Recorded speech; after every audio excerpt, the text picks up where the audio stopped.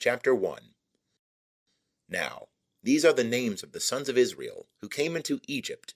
Every man in his household came with Jacob: Reuben, Simeon, Levi, and Judah, Issachar, Zebulun, and Benjamin, Dan, and Naphtali, Gad, and Asher. And all the souls that came out of the loins of Jacob were 70 souls, and Joseph was in Egypt already. And Joseph died, and all his brethren, and all that generation. And the children of Israel were fruitful, and increased abundantly, and multiplied, and waxed exceeding mighty, and the land was filled with them. Now there arose a new king over Egypt, who knew not Joseph. And he said unto his people, Behold, the people of the children of Israel are more and mightier than we. Come, let us deal wisely with them, lest they multiply, and it come to pass, that when there falleth out any war, they also join themselves unto our enemies, and fight against us, and get them up out of the land. Therefore they did set over them taskmasters, to afflict them with their burdens. And they built for Pharaoh store cities, Pithom and Ramses.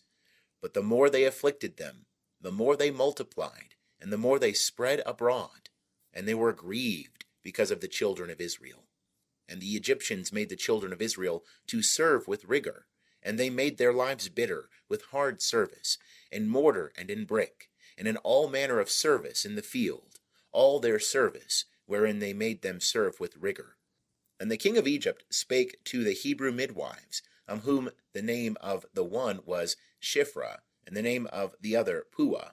And he said, When ye do the office of a midwife to the Hebrew women, and see them upon the birth stool, if it be a son, then ye shall kill him, but if it be a daughter, then she shall live. But the midwives feared God, and did not as the king of Egypt commanded them, but saved the men children alive. And the king of Egypt called for the midwives, and said unto them, Why have ye done this thing, and have saved the men children alive? And the midwives said unto Pharaoh, Because the Hebrew women are not as the Egyptian women, for they are lively, and are delivered ere the midwife come unto them. And God dealt well with the midwives, and the people multiplied, and waxed very mighty. And it came to pass, because the midwives feared God, that he made them households. And Pharaoh charged all his people, saying, Every son that is born ye shall cast into the river, and every daughter ye shall save alive. End of chapter 1. Chapter 2. And there went a man of the house of Levi, and took to wife a daughter of Levi. And the woman conceived, and bare a son. And when she saw him, that he was a goodly child, she hid him 3 months. And when she could no longer hide him, she took for him an ark of bulrushes, and daubed it with slime and with pitch. And she put the child therein, and laid it in the flags by the river's brink. And his sister stood afar off, to know what would be done to him. And the daughter of Pharaoh came down to bathe at the river, and her maidens walked along by the riverside. And she saw the ark among the flags, and sent her handmaid to fetch it. And she opened it, and saw the child, and behold, the babe wept. And she had compassion on him, and said, This is one of the Hebrews' children. Then said his sister to Pharaoh's daughter, Shall I go and call thee a nurse of the Hebrew women, that she may nurse the child for thee? And Pharaoh's daughter said to her, Go. And the maiden went, and called the child's mother. And Pharaoh's daughter said unto her, Take this child away, and nurse it for me, and I will give thee thy wages. And the woman took the child, and nursed it. And the child grew, and she brought him unto Pharaoh's daughter, and he became her son. And she called his name Moses, and said, Because I drew him out of the water. And it came to pass in those days, when Moses was grown up, that he went out unto his brethren, and looked on their burdens. And he saw an Egyptian smiting a Hebrew, one of his brethren. And he looked this way and that way, and when he saw that there was no man, he smote the Egyptian, and hid him in the sand. And he went out the second day, and behold, 2 men of the Hebrews were striving together. And he said to him that did the wrong, Wherefore smitest thou thy fellow? And he said, Who made thee a prince and a judge over us? Thinkest thou to kill me, as thou killest the Egyptian? And Moses feared, and said, Surely the thing is known. Now when Pharaoh heard this thing, he sought to slay Moses. But Moses fled from the face of Pharaoh, and dwelt in the land of Midian, and he sat down by a well. Now the priest of Midian had 7 daughters, and they came and drew water, and filled the troughs to water their father's flock. And the shepherds came and drove them away. But Moses stood up and helped them, and watered their flock. And when they came to Reuel their father, he said, How is it that ye are come so soon today? And they said, An Egyptian delivered us out of the hand of the shepherds, and moreover he drew water for us, and watered the flock. And he said unto his daughters, And where is he? Why is it that ye have left the man? Call him, that he may eat bread. And Moses was content to dwell with the man, and he gave Moses Zipporah his daughter.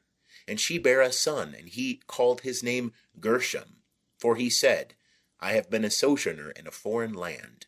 And it came to pass in the course of those many days that the king of Egypt died, and the children of Israel sighed by reason of the bondage, and they cried, and their cry came up unto God by reason of the bondage. And God heard their groaning, and God remembered his covenant with Abraham, with Isaac, and with Jacob. And God saw the children of Israel, and God took knowledge of them. End of chapter 2. Chapter 3. Now Moses was keeping the flock of Jethro his father-in-law, the priest of Midian, and he led the flock to the back of the wilderness, and came to the mountain of God, unto Horeb. And the angel of Jehovah appeared unto him in a flame of fire out of the midst of a bush.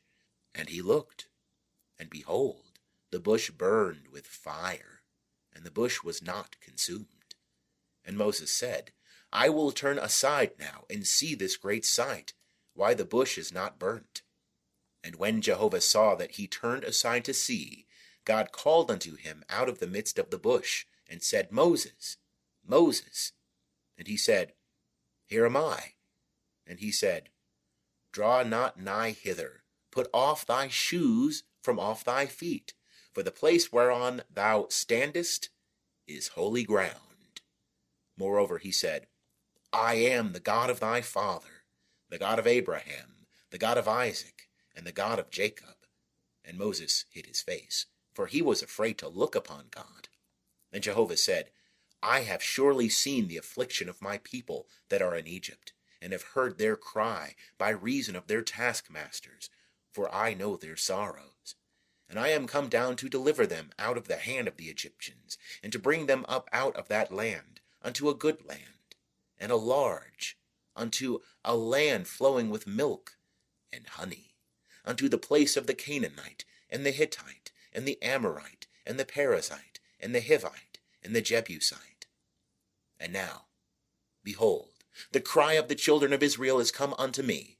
Moreover, I have seen the oppression wherewith the Egyptians oppress them.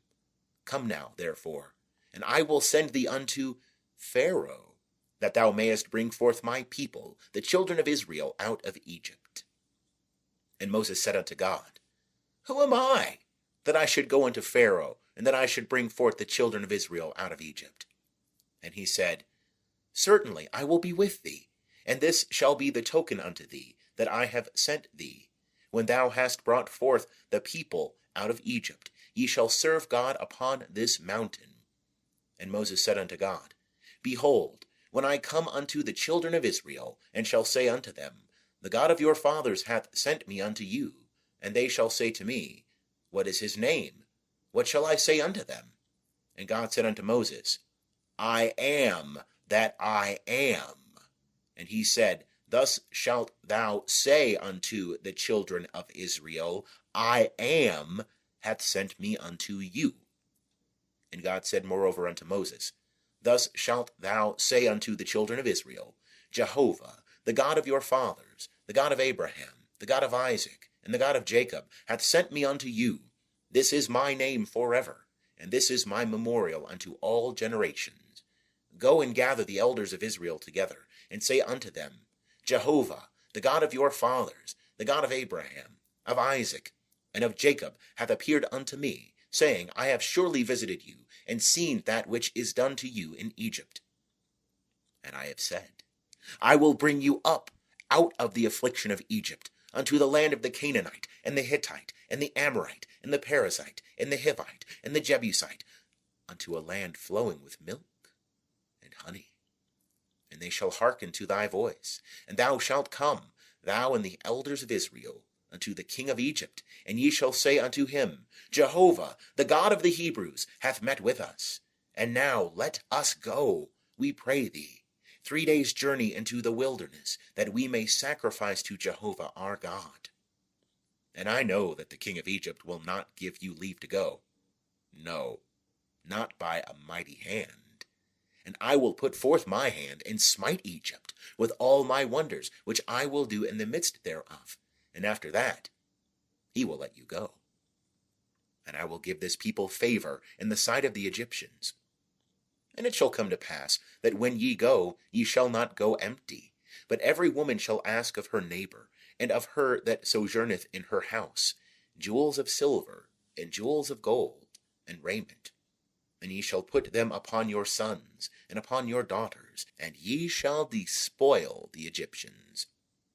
End of chapter 3. Chapter 4. And Moses answered and said, But behold, they will not believe me, nor hearken unto my voice. For they will say, Jehovah hath not appeared unto thee.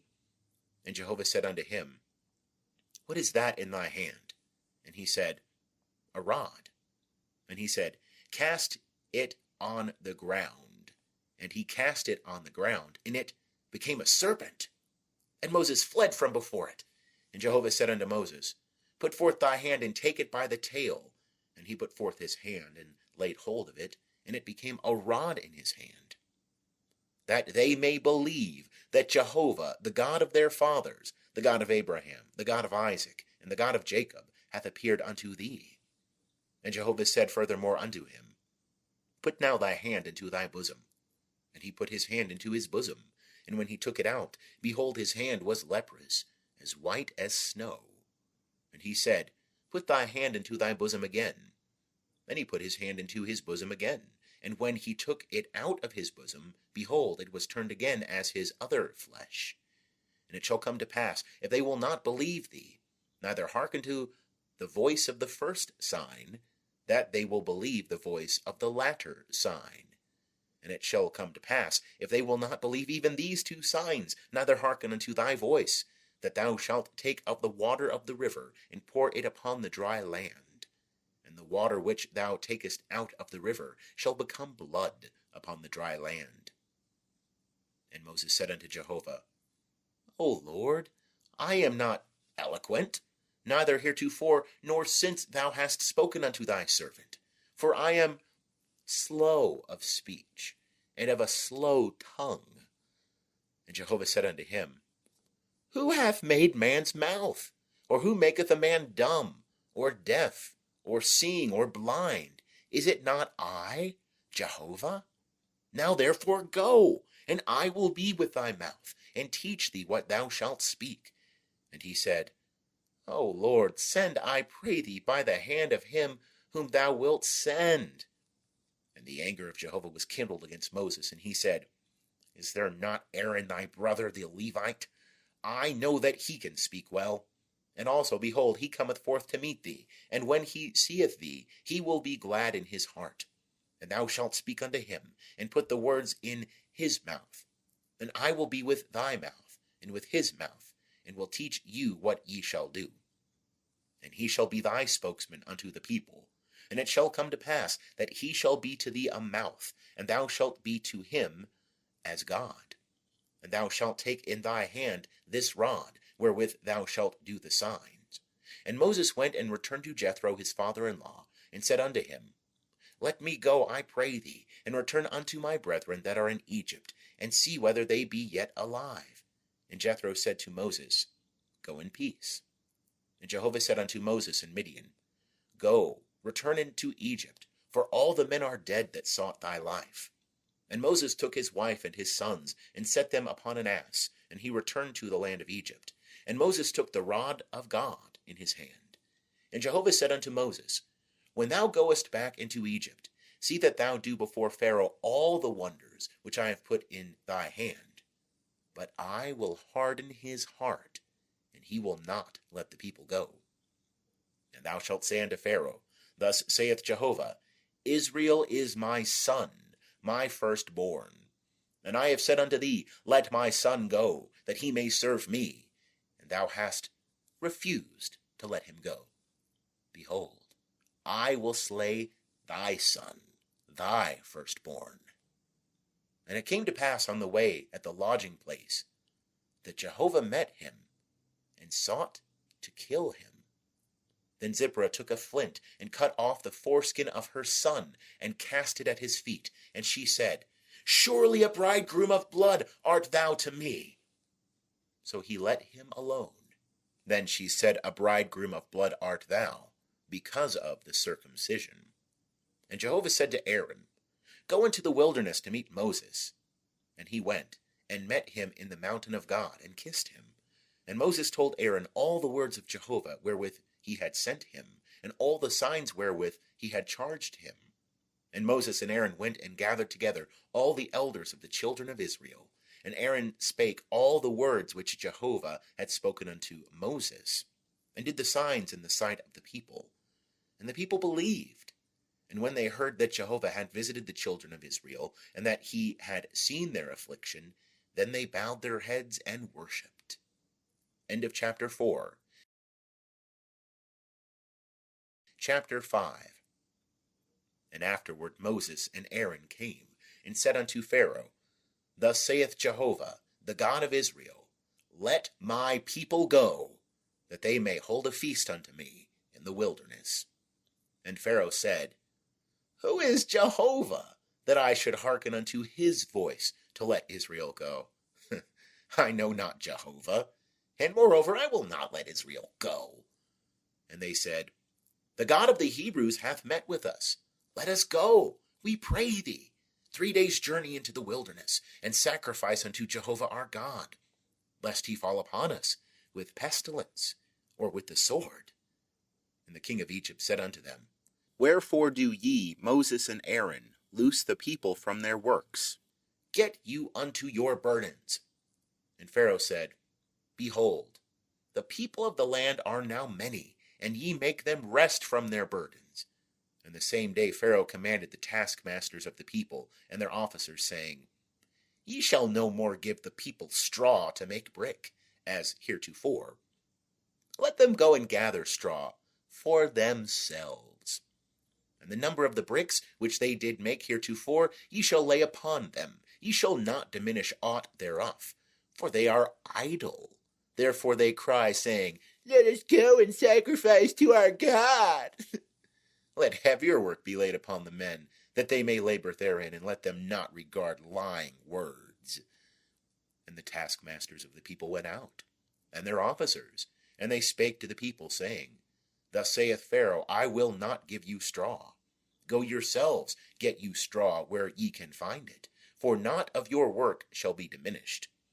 So the people were scattered abroad throughout all the land of Egypt to gather stubble for straw. And the taskmasters were urgent, saying, Fulfill your works, your daily tasks, as when there was straw. And the officers of the children of Israel, whom Pharaoh's taskmasters had set over them, were beaten, and demanded, Wherefore have ye not fulfilled your task, both yesterday and today, in making brick, as heretofore? Then the officers of the children of Israel came and cried unto Pharaoh, saying, Wherefore dealest thou thus with thy servants? There is no straw given unto thy servants. And they say to us, Make brick, and behold, thy servants are beaten. But the fault it in thine own people. But he said, Ye are idle. Ye are idle. Therefore ye say, Let us go and sacrifice to Jehovah.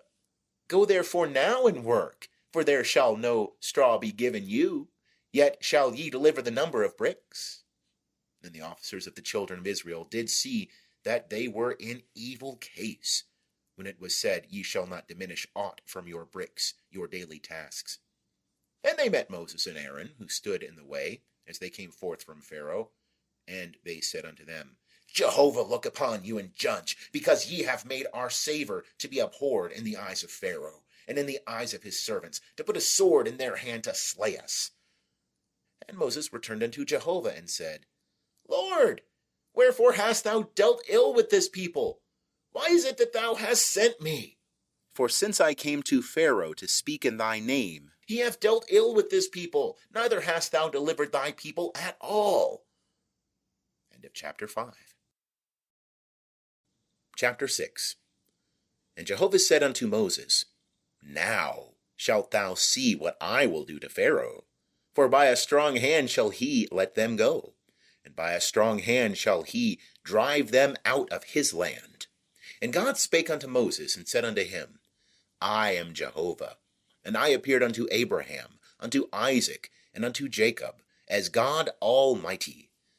But by my name Jehovah I was not known to them. And I have also established my covenant with them, to give them the land of Canaan, the land of their sojournings, wherein they sojourned. And moreover I have heard the groaning of the children of Israel, whom the Egyptians keep in bondage, and I have remembered my covenant. Wherefore say unto the children of Israel, I am Jehovah, and I will bring you out from under the burdens of the Egyptians, and I will rid you of their bondage, and I will redeem you with an outstretched arm, and with great judgments, and I will take you to me for a people, and I will be to you a God, and ye shall know that I am Jehovah your God, who bringeth you out from under the burdens of the Egyptians. And I will bring you in unto the land which I swear to give to Abraham, to Isaac, and to Jacob. And I will give it you for a heritage. I am Jehovah. And Moses spake so unto the children of Israel. But they hearkened not unto Moses, for anguish of spirit, and for cruel bondage. And Jehovah spake unto Moses, saying, Go in, speak unto Pharaoh king of Egypt, that he let the children of Israel go out of his land. And Moses spake before Jehovah, saying, Behold, the children of Israel have not hearkened unto me. How then shall Pharaoh hear me, who am of uncircumcised lips? And Jehovah spake unto Moses and unto Aaron, and gave them a charge unto the children of Israel, and unto Pharaoh king of Egypt, to bring the children of Israel out of the land of Egypt. These are the heads of their fathers' houses. The sons of Reuben, the firstborn of Israel, Hanok, and Palu, Hezron, and Carmi. These are the families of Reuben. And the sons of Simeon, Jemuel, and Jamin, and Ohad, and Jachin, and Zoar, and Shaul, the son of a Canaanitish woman. These are the families of Simeon. And these are the names of the sons of Levi, according to their generations, Gershon, and Kohath, and Merari. And the years of the life of Levi were 137 years. The sons of Gershon, Libni, and Shimi, according to their families. And the sons of Kohath, Amram, and Izhar, and Hebron, and Uzziel. And the years of the life of Kohath were 133 years. And the sons of Merari, Mali, and Mushi. These are the families of the Levites according to their generations. And Amram took him Jochebed, his father's sister, to wife, and she bare him Aaron and Moses. And the years of the life of Amram were 137 years. And the sons of Izhar, Korah, and Nepheg, and Zikri. And the sons of Uzziel, Mishael, and Elzaphan, and Sithri. And Aaron took him Elisheba, the daughter of Aminadab, the sister of Nashon, to wife. And she bare him Nadab and Abihu, Eleazar, and Ithamar. And the sons of Korah, Asir, and Elkanah, and Abi-Asaph. These are the families of the Korahites. And Eleazar, Aaron's son, took him one of the daughters of Putiel to wife, and she bare him Phinehas. These are the heads of the fathers' houses of the Levites, according to their families. These are that Aaron and Moses, to whom Jehovah said, Bring out the children of Israel from the land of Egypt, according to their hosts. These are they that spake to Pharaoh king of Egypt, to bring out the children of Israel from Egypt. These are that Moses and Aaron. And it came to pass, on the day when Jehovah spake unto Moses in the land of Egypt, that Jehovah spake unto Moses, saying, I am Jehovah. Speak thou unto Pharaoh king of Egypt all that I speak unto thee. And Moses said before Jehovah, Behold, I am of uncircumcised lips, and how shall Pharaoh hearken unto me?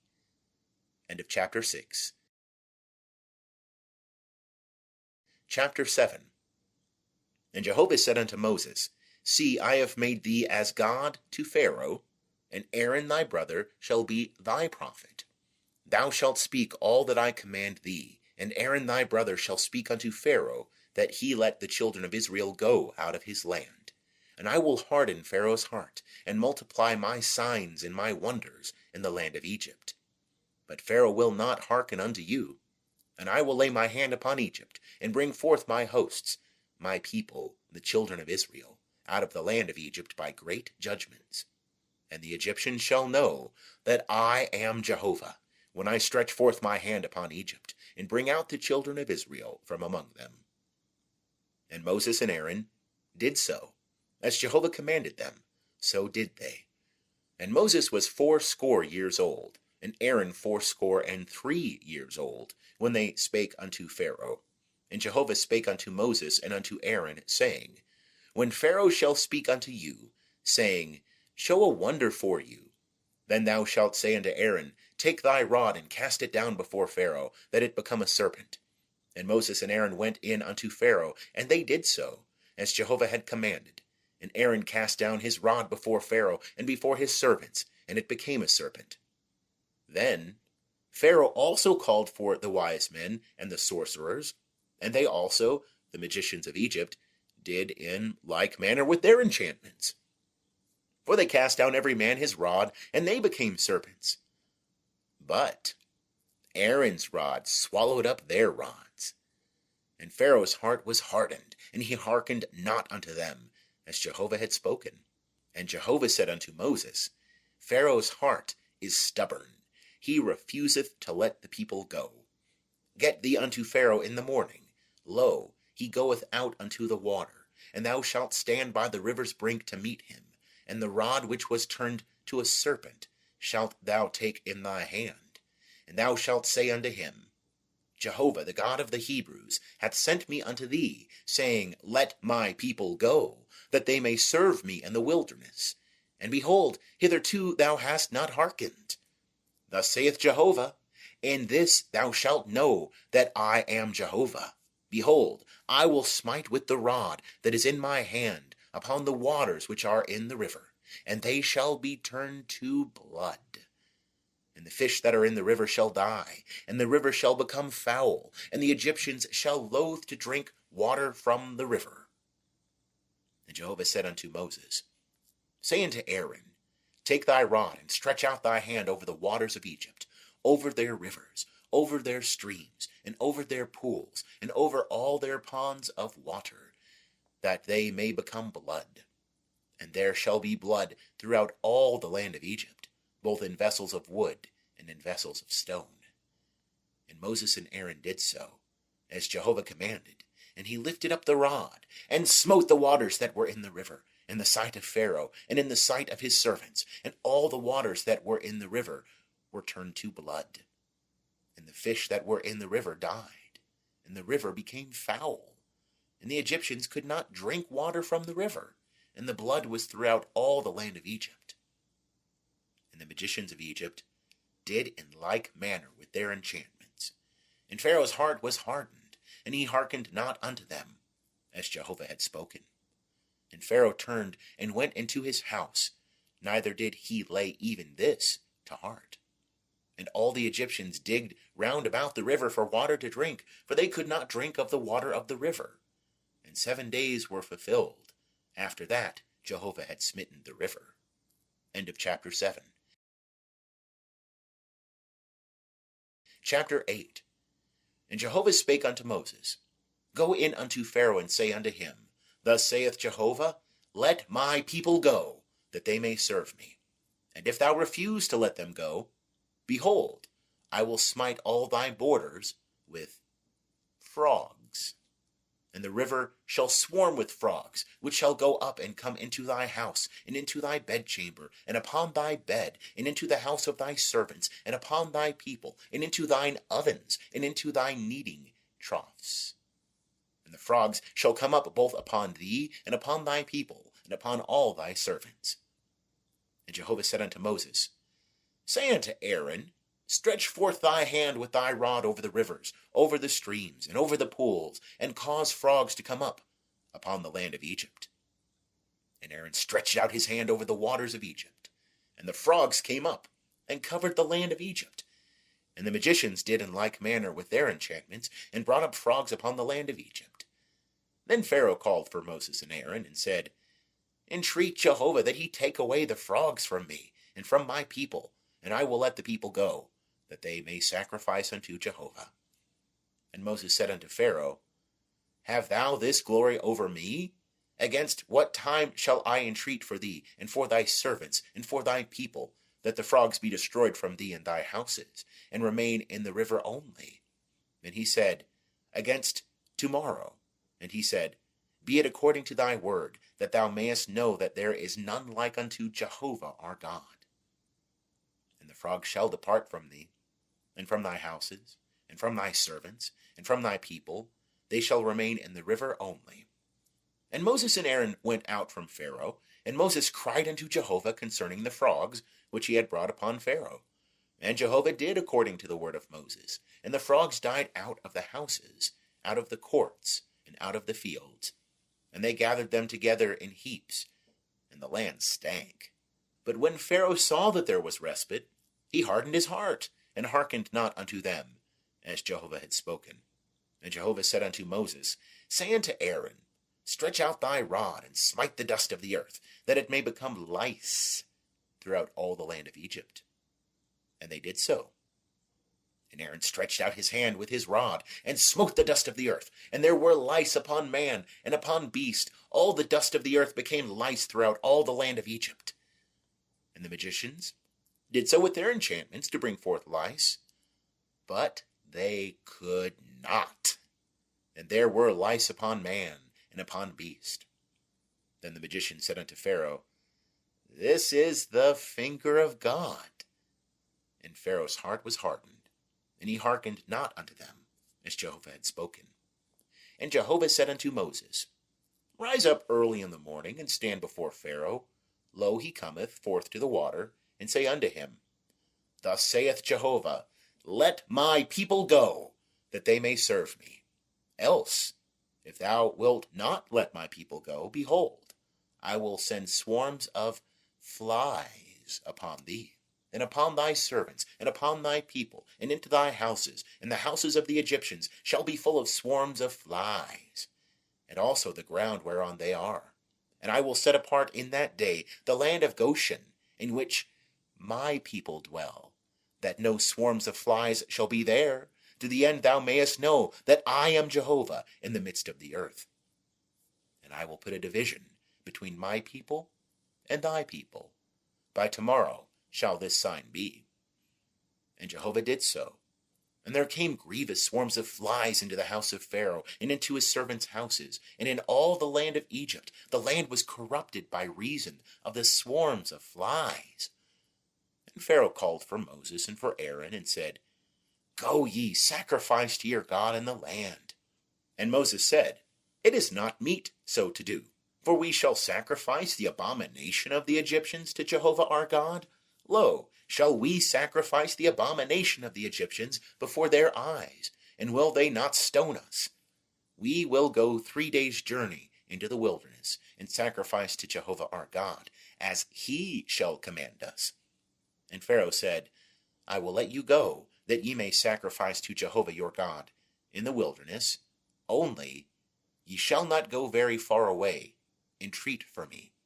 And Moses said, Behold, I go out from thee, and I will entreat Jehovah, that the swarms of flies may depart from Pharaoh, from his servants, and from his people, tomorrow. Only let not Pharaoh deal deceitfully any more, in not letting the people go to sacrifice to Jehovah. And Moses went out from Pharaoh, and entreated Jehovah.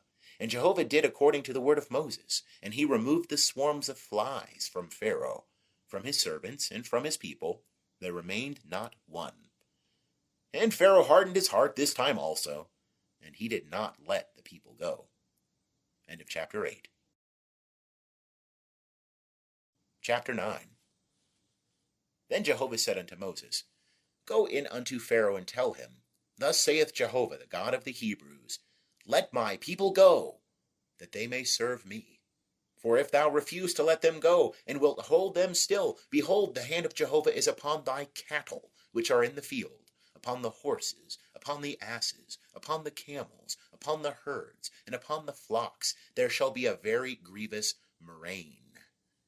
And Jehovah shall make a distinction between the cattle of Israel and the cattle of Egypt, and there shall nothing die of all that belongeth to the children of Israel.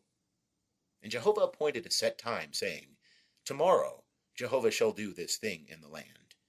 And Jehovah did that thing on the morrow, and all the cattle of Egypt died, but of the cattle of the children of Israel died not one.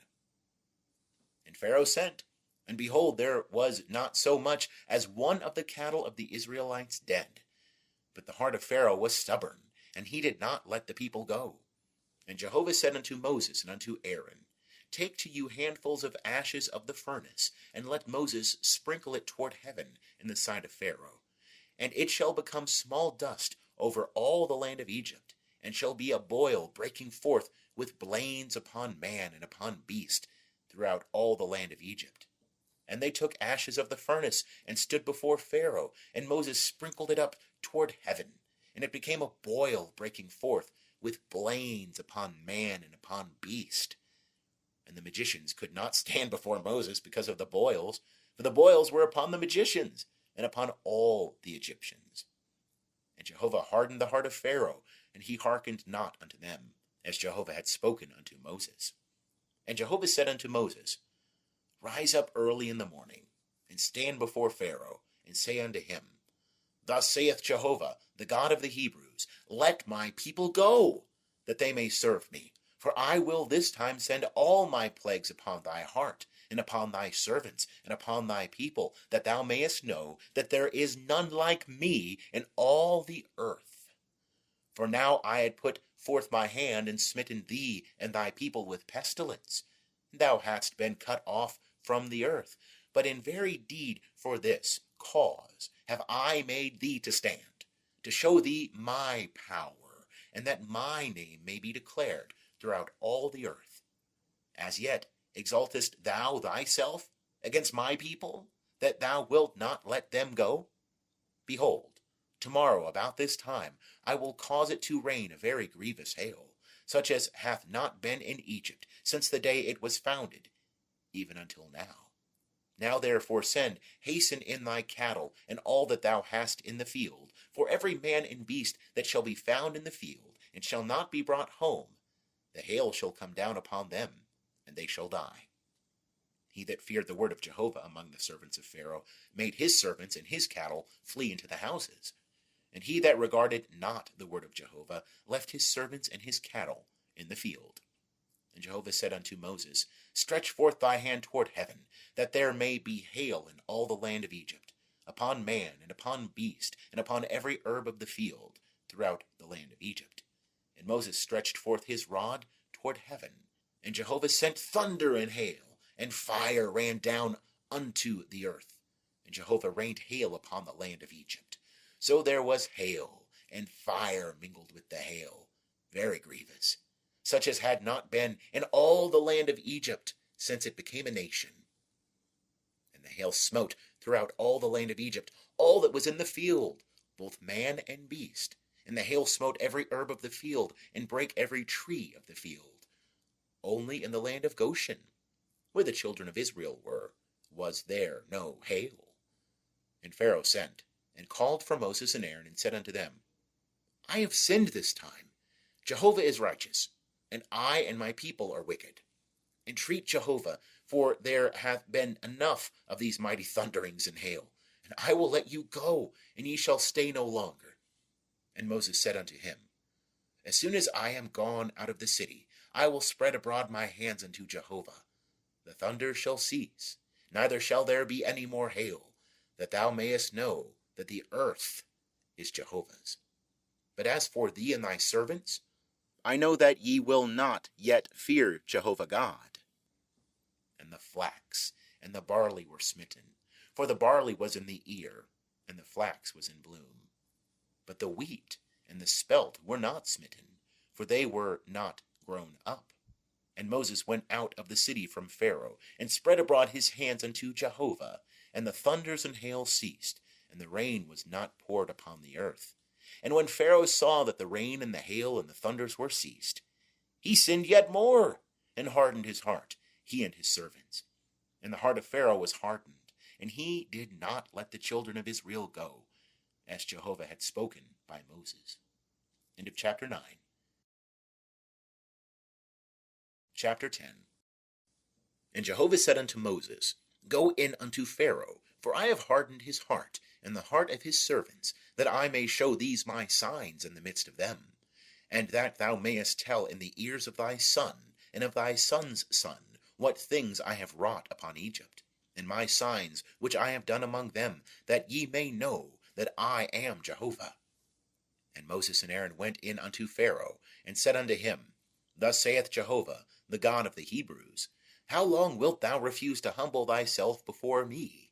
Let my people go, that they may serve me. Else if thou refuse to let my people go, behold, tomorrow will I bring locusts into thy border. And they shall cover the face of the earth, so that one shall not be able to see the earth. And they shall eat the residue of that which is escaped, which remaineth unto you from the hail, and shall eat every tree which groweth for you out of the field. And thy houses shall be filled, and the houses of all thy servants, and the houses of all the Egyptians, as neither thy fathers nor thy fathers' fathers have seen, since the day that they were upon the earth unto this day. And he turned and went out from Pharaoh. And Pharaoh's servants said unto him, How long shall this man be a snare unto us? Let the men go, that they may serve Jehovah their God. Knowest thou not yet that Egypt is destroyed? And Moses and Aaron were brought again unto Pharaoh, and he said unto them, Go, serve Jehovah your God. But who are they that shall go? And Moses said, We will go with our young and with our old, with our sons and with our daughters, with our flocks and with our herds we will go, for we must hold a feast unto Jehovah. And he said unto them, So be Jehovah with you, as I will let you go, and your little ones. Look to it, for evil is before you. Not so. Go now, ye that are men, and serve Jehovah, for that is what ye desire. And they were driven out from Pharaoh's presence. And Jehovah said unto Moses, Stretch out thy hand over the land of Egypt, for the locusts, that they may come up upon the land of Egypt, and eat every herb of the land, even all that the hail hath left. And Moses stretched forth his rod over the land of Egypt, and Jehovah brought an east wind upon the land all that day, and all the night. And when it was morning, the east wind brought the locusts. And the locusts went up over all the land of Egypt, and rested in all the borders of Egypt. Very grievous were they. Before them there were no such locusts as they, neither after them shall be such. For they covered the face of the whole earth, so that the land was darkened. And they did eat every herb of the land, and all the fruit of the trees which the hail had left. And there remained not any green thing, either tree or herb of the field, through all the land of Egypt. Then Pharaoh called for Moses and Aaron in haste, and he said, I have sinned against Jehovah your God, and against you. Now therefore forgive, I pray thee, my sin only this once, and entreat Jehovah your God, that he may take away from me this death only. And he went out from Pharaoh, and entreated Jehovah. And Jehovah turned an exceeding strong west wind, which took up the locusts, and drove them into the Red Sea. There remained not one locust in all the border of Egypt. But Jehovah hardened Pharaoh's heart, and he did not let the children of Israel go. And Jehovah said unto Moses, Stretch out thy hand toward heaven, that there may be darkness over the land of Egypt, even darkness which may be felt. And Moses stretched forth his hand toward heaven, and there was a thick darkness in all the land of Egypt 3 days. They saw not one another, neither rose any one from his place for 3 days. But all the children of Israel had light in their dwellings. And Pharaoh called unto Moses and said, Go ye, serve Jehovah, only let your flocks and your herds be stayed. Let your little ones also go with you. And Moses said, Thou must also give into our hand sacrifices and burnt offerings, that we may sacrifice unto Jehovah our God.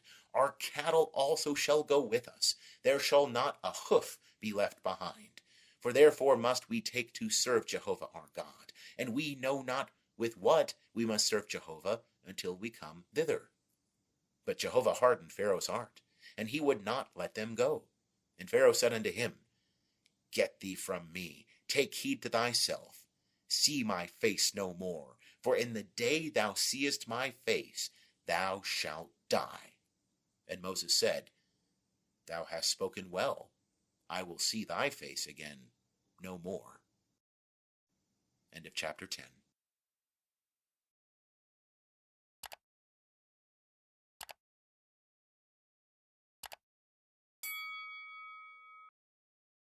Chapter 11. And Jehovah said unto Moses, Yet one plague more will I bring upon Pharaoh and upon Egypt. Afterwards he will let you go hence. When he shall let you go, he shall surely thrust you out hence altogether. Speak now in the ears of the people, and let them ask every man of his neighbor, and every woman of her neighbor, jewels of silver and jewels of gold. And Jehovah gave the people favor in the sight of the Egyptians. Moreover, the man Moses was very great in the land of Egypt, in the sight of Pharaoh's servants, and in the sight of the people. And Moses said, Thus saith Jehovah, About midnight will I go out into the midst of Egypt, and all the firstborn in the land of Egypt shall die, from the firstborn of Pharaoh that sitteth upon his throne, even unto the firstborn of the maidservant that is behind the mill, and all the firstborn of cattle. And there shall be a great cry throughout all the land of Egypt, such as there hath not been, nor shall be any more. But against any of the children of Israel shall not a dog move his tongue, against man or beast, that ye may know how that Jehovah doth make a distinction between the Egyptians and Israel. And all these thy servants shall come down unto me, and bow down themselves unto me, saying, Get thee out, and all the people that follow thee, and after that I will go out. And he went out from Pharaoh in hot anger. And Jehovah said unto Moses, Pharaoh will not hearken unto you, that my wonders may be multiplied in the land of Egypt. And Moses and Aaron did all these wonders before Pharaoh, and Jehovah hardened Pharaoh's heart, and he did not let the children of Israel go out of his land. End of chapter 11. Chapter 12. And Jehovah spake unto Moses and Aaron in the land of Egypt, saying, This month shall be unto you the beginning of months. It shall be the first month of the year to you. Speak ye unto all the congregation of Israel, saying, In the 10th day of this month they shall take to them every man a lamb, according to their fathers' houses, a lamb for a household. And if the household be too little for a lamb, then shall he and his neighbor next unto his house take one according to the number of the souls. According to every man's eating, ye shall make your count for the lamb. Your lamb shall be without blemish, a male 1 year old. Ye shall take it from the sheep or from the goats, and ye shall keep it until the 14th day of the same month, and the whole assembly of the congregation of Israel shall kill it at even. And they shall take of the blood, and put it on the 2 side posts, and on the lintel, upon the houses wherein they shall eat it. And they shall eat the flesh in that night, roast with fire, and unleavened bread, with bitter herbs they shall eat it. Eat not of it raw, nor boiled at all with water, but roast with fire, its head with its legs, and with the inwards thereof. And ye shall let nothing of it remain until the morning. But that which remaineth of it until the morning ye shall burn with fire. And thus shall ye eat it, with your loins girded, your shoes on your feet, and your staff in your hand. And ye shall eat it in haste. It is Jehovah's Passover. For I will go through the land of Egypt in that night, and will smite all the firstborn in the land of Egypt, both man and beast, and against all the gods of Egypt I will execute judgments. I am Jehovah. And the blood shall be to you for a token upon the houses where ye are. And when I see the blood, I will pass over you. And there shall no plague be upon you to destroy you when I smite the land of Egypt. And this day shall be unto you for a memorial, and ye shall keep it a feast to Jehovah. Throughout your generations ye shall keep it a feast by an ordinance forever. 7 days shall ye eat unleavened bread. Even the first day ye shall put away leaven out of your houses.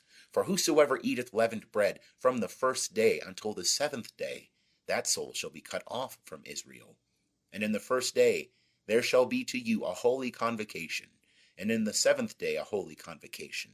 No manner of work shall be done in them, save that which every man must eat.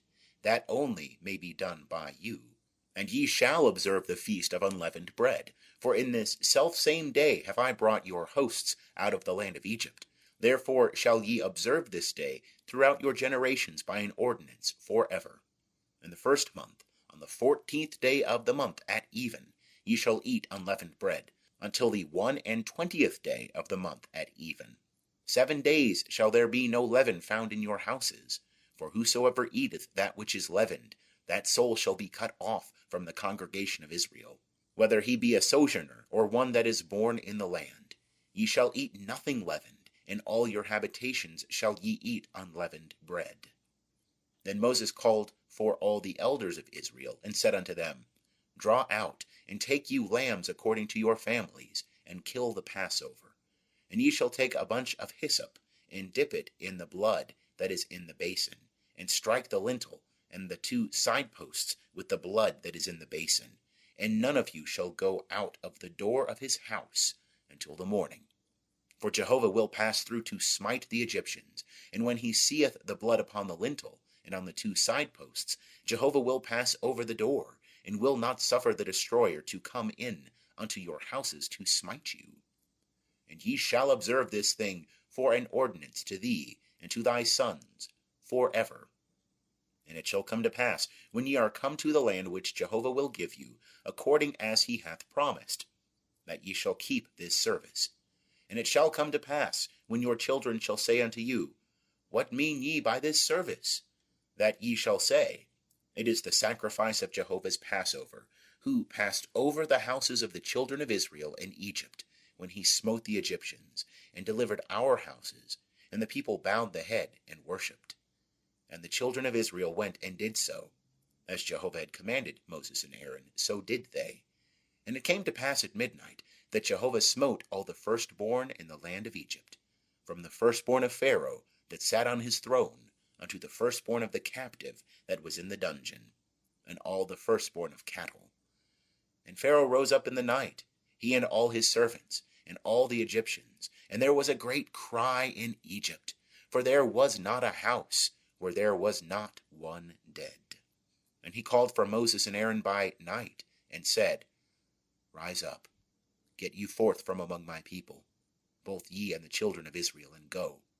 Serve Jehovah, as ye have said. Take both your flocks and your herds, as ye have said, and be gone, and bless me also. And the Egyptians were urgent upon the people to send them out of the land in haste, for they said, We are all dead men. And the people took their dough before it was leavened, their kneading troughs being bound up in their clothes upon their shoulders. And the children of Israel did according to the word of Moses. And they asked of the Egyptians jewels of silver and jewels of gold and raiment. And Jehovah gave the people favor in the sight of the Egyptians, so that they let them have what they asked. And they despoiled the Egyptians. And the children of Israel journeyed from Ramses to Succoth, about 600,000 on foot, that were men, besides children. And a mixed multitude went up also with them, and flocks and herds, even very much cattle. And they baked unleavened cakes of the dough which they brought forth out of Egypt, for it was not leavened, because they were thrust out of Egypt, and could not tarry, neither had they prepared for themselves any victuals. Now the time that the children of Israel dwelt in Egypt was 430 years. And it came to pass at the end of 430 years, even the selfsame day it came to pass, that all the hosts of Jehovah went out from the land of Egypt. It is a night to be much observed unto Jehovah, for bringing them out from the land of Egypt. This is that night of Jehovah, to be much observed of all the children of Israel throughout their generations. And Jehovah said unto Moses and Aaron, This is the ordinance of the Passover. There shall no foreigner eat thereof, But every man's servant that is bought for money, when thou hast circumcised him, then shall he eat thereof. A sojourner and a hired servant shall not eat thereof. In one house shall it be eaten. Thou shalt not carry forth aught of the flesh abroad out of the house, neither shall ye break a bone thereof. All the congregation of Israel shall keep it. And when a stranger shall sojourn with thee, and will keep the Passover to Jehovah, let all his males be circumcised. And then let him come near and keep it. And he shall be as one that is born in the land. But no uncircumcised person shall eat thereof. One law shall be to him that is home-born, and unto the stranger that sojourneth among you. Thus did all the children of Israel. As Jehovah commanded Moses and Aaron, so did they. And it came to pass the selfsame day that Jehovah did bring the children of Israel out of the land of Egypt by their hosts. End of chapter 12. Chapter 13. And Jehovah spake unto Moses, saying, Sanctify unto me all the firstborn, whatsoever openeth the womb among the children of Israel, both of man and of beast, it is mine. And Moses said unto the people, Remember this day in which ye came out from Egypt, out of the house of bondage, for by strength of hand Jehovah brought you out from this place. There shall no leavened bread be eaten. This day ye go forth in the month Abib. And it shall be, when Jehovah shall bring thee into the land of the Canaanite, and the Hittite, and the Amorite, and the Hivite, and the Jebusite, which he sware unto thy fathers to give thee, a land flowing with milk and honey, that thou shalt keep this service in this month. 7 days thou shalt eat unleavened bread, and in the 7th day shall be a feast to Jehovah. Unleavened bread shall be eaten throughout the 7 days, and there shall no leavened bread be seen with thee, neither shall there be leaven seen with thee in all thy borders. And thou shalt tell thy son in that day, saying, It is because of that which Jehovah did for me when I came forth out of Egypt. And it shall be for a sign unto thee upon thy hand, and for a memorial between thine eyes, that the law of Jehovah may be in thy mouth. For with a strong hand hath Jehovah brought thee out of Egypt. Thou shalt therefore keep this ordinance in its season from year to year. And it shall be, when Jehovah shall bring thee into the land of the Canaanite, as he sware unto thee and to thy fathers, and shall give it thee, that thou shalt set apart unto Jehovah all that openeth the womb, and every firstling which thou hast that cometh of a beast. The males shall be Jehovah's. And every firstling of an ass thou shalt redeem with a lamb. And if thou wilt not redeem it, then thou shalt break its neck. And all the firstborn of man among thy sons shalt thou redeem. And it shall be, when thy son asketh thee in time to come, saying, What is this? That thou shalt say unto him, By strength of hand Jehovah brought us out from Egypt, from the house of bondage. And it came to pass, when Pharaoh would hardly let us go, that Jehovah slew all the firstborn in the land of Egypt, both the firstborn of man and the firstborn of beast. Therefore I sacrifice to Jehovah all that openeth the womb, being males, but all the firstborn of my sons I redeem.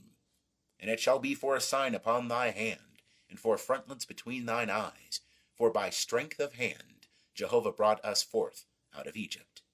And it came to pass, when Pharaoh had let the people go, that God led them not by the way of the land of the Philistines, although that was near.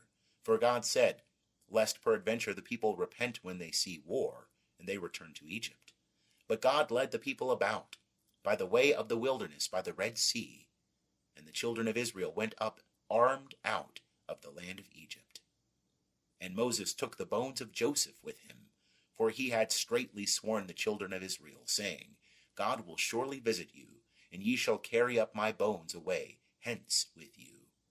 And they took their journey from Succoth, and encamped in Etham, in the edge of the wilderness. And Jehovah went before them by day in a pillar of cloud, to lead them the way, and by night in a pillar of fire, to give them light, that they might go by day and by night. The pillar of cloud by day, and the pillar of fire by night, departed not from before the people. End of chapter 13. Chapter 14. And Jehovah spake unto Moses, saying, Speak unto the children of Israel, that they turn back and encamp before Pihahiroth, between Migdol and the sea, before Baal Zephon. Over against it shall ye encamp by the sea. And Pharaoh will say of the children of Israel, They are entangled in the land, the wilderness hath shut them in. And I will harden Pharaoh's heart, and he shall follow after them. And I will get me honor upon Pharaoh, and upon all his host. And the Egyptians shall know that I am Jehovah. And they did so. And it was told the king of Egypt that the people were fled. And the heart of Pharaoh and of his servants was changed towards the people. And they said, What is this we have done, that we have let Israel go from serving us? And he made ready his chariot, and took his people with him. And he took 600 chosen chariots, and all the chariots of Egypt, and captains over all of them.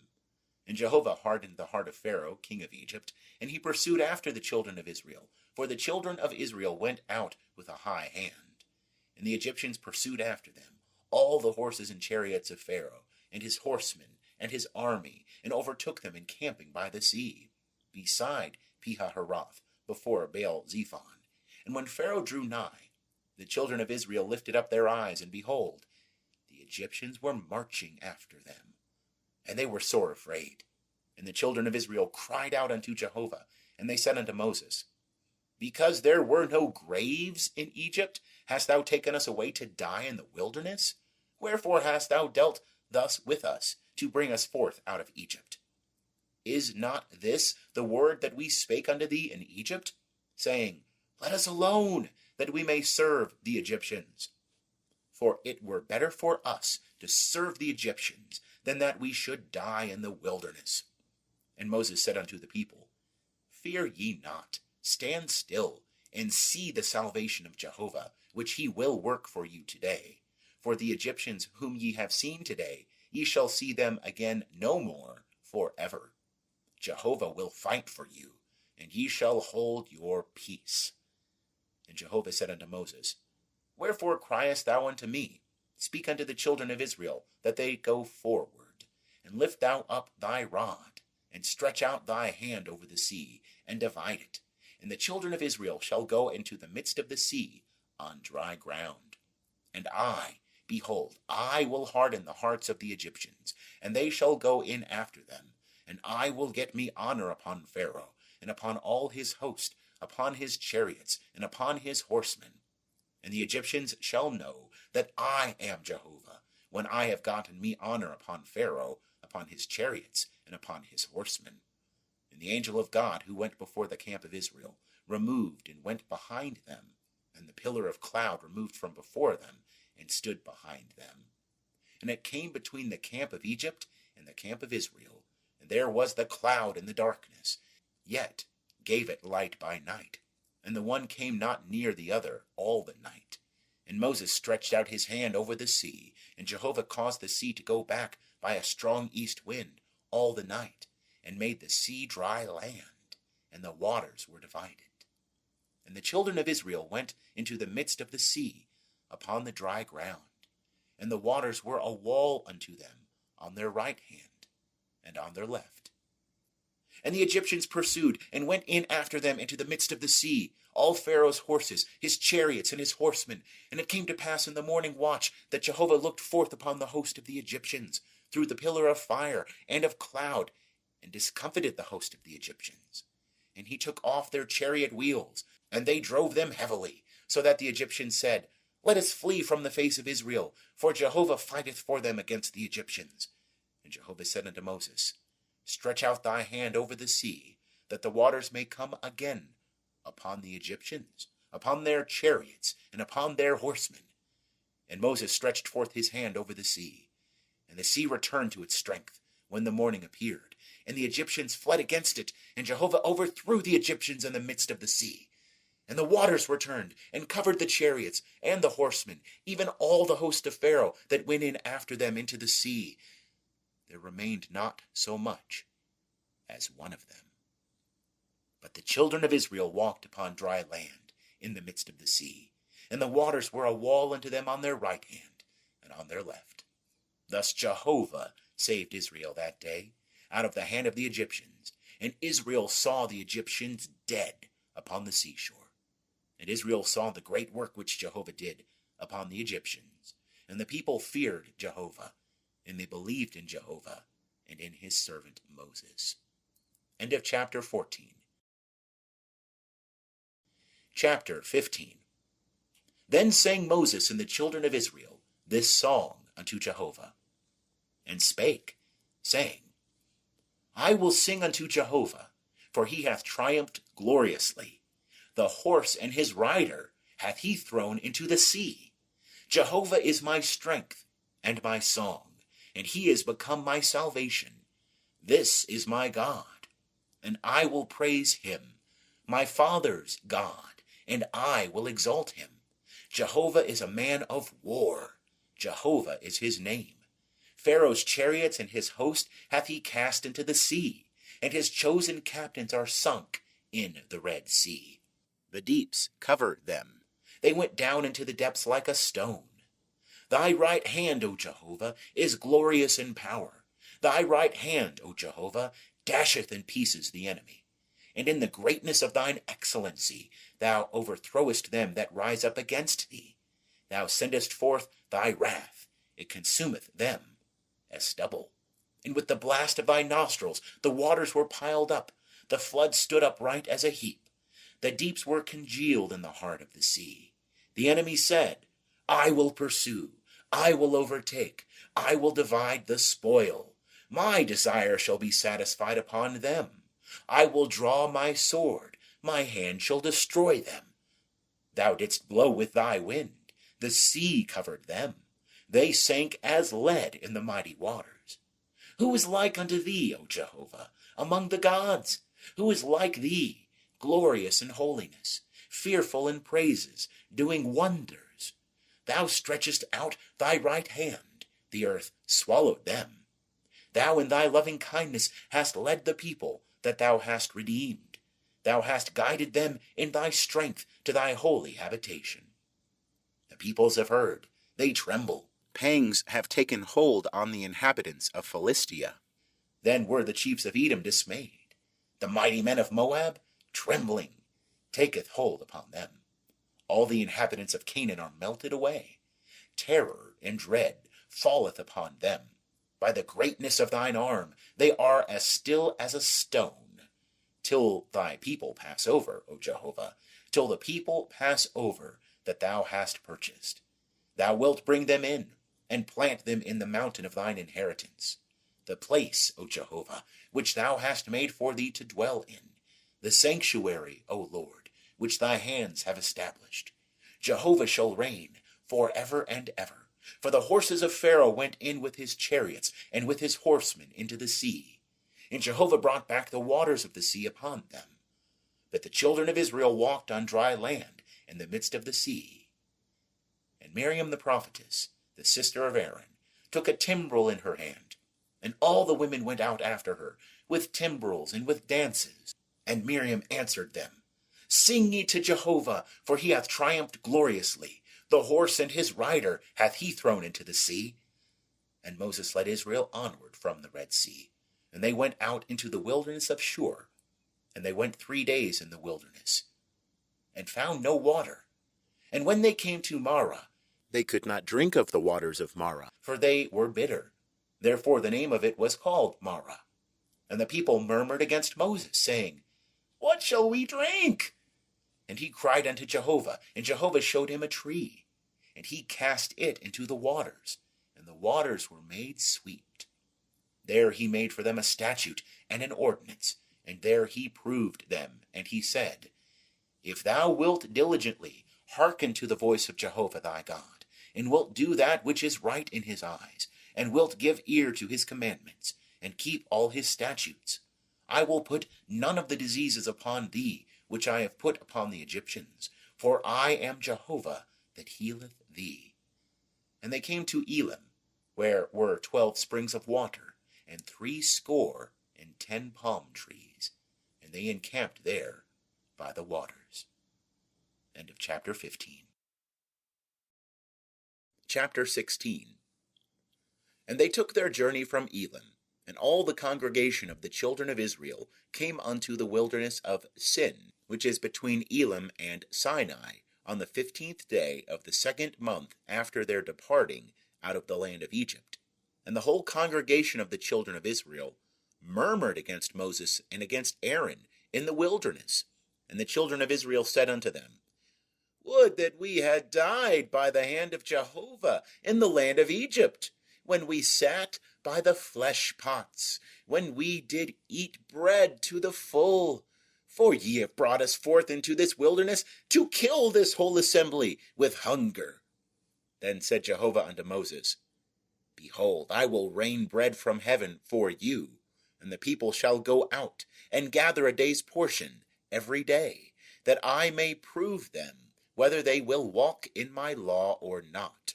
And it shall come to pass on the 6th day that they shall prepare that which they bring in, and it shall be twice as much as they gather daily.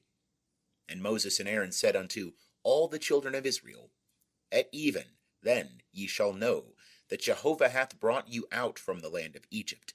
And in the morning then ye shall see the glory of Jehovah, for that he heareth your murmurings against Jehovah. And what are we that ye murmur against us? And Moses said, This shall be when Jehovah shall give you in the morning flesh to eat, and in the morning bread to the full, for that Jehovah heareth your murmurings which ye murmur against him. And what are we?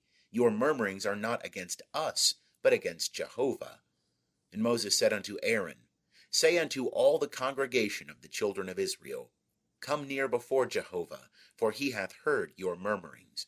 And it came to pass, as Aaron spake unto the whole congregation of the children of Israel, that they looked toward the wilderness, and, behold, the glory of Jehovah appeared in the cloud. And Jehovah spake unto Moses, saying, I have heard the murmurings of the children of Israel.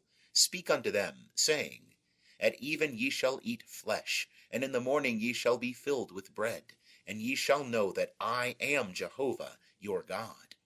And it came to pass at even, that the quails came up and covered the camp, and in the morning the dew lay round about the camp. And when the dew that lay was gone, behold, upon the face of the wilderness a small round thing, small as the hoarfrost on the ground. And when the children of Israel saw it, they said one to another, What is it? For they knew not what it was. And Moses said unto them, It is the bread which Jehovah hath given you to eat. This is the thing which Jehovah hath commanded.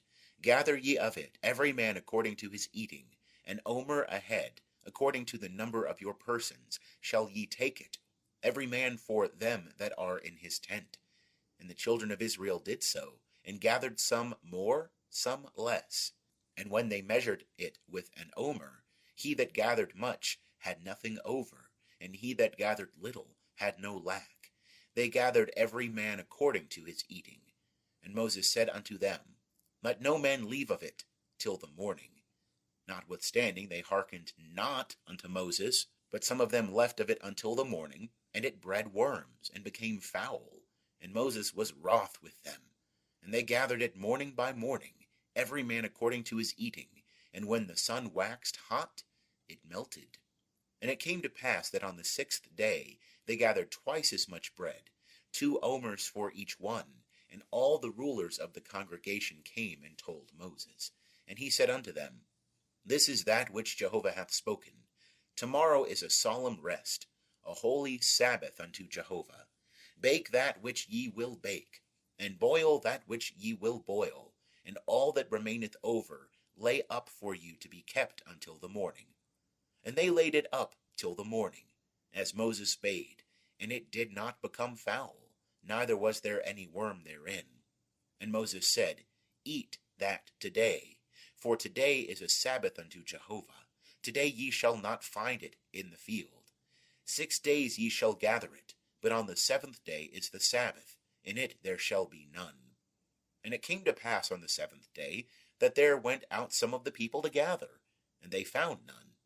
And Jehovah said unto Moses, How long refuse ye to keep my commandments and my laws? See, for that Jehovah hath given you the Sabbath, therefore he giveth you on the 6th day the bread of 2 days. Abide ye every man in his place. Let no man go out of his place on the 7th day. So the people rested on the 7th day. And the house of Israel called the name thereof manna. And it was like coriander seed, white, and the taste of it was like wafers made with honey. And Moses said, This is the thing which Jehovah hath commanded. Let an omer full of it be kept throughout your generations, that they may see the bread wherewith I fed you in the wilderness, when I brought you forth from the land of Egypt. And Moses said unto Aaron, Take a pot, and put an omer full of manna therein, and lay it up before Jehovah, to be kept throughout your generations. As Jehovah commanded Moses, so Aaron laid it up before the testimony to be kept. And the children of Israel did eat the manna 40 years, until they came to a land inhabited. They did eat the manna, until they came unto the borders of the land of Canaan. Now an omer is the 10th part of an ephah. End of chapter 16. Chapter 17.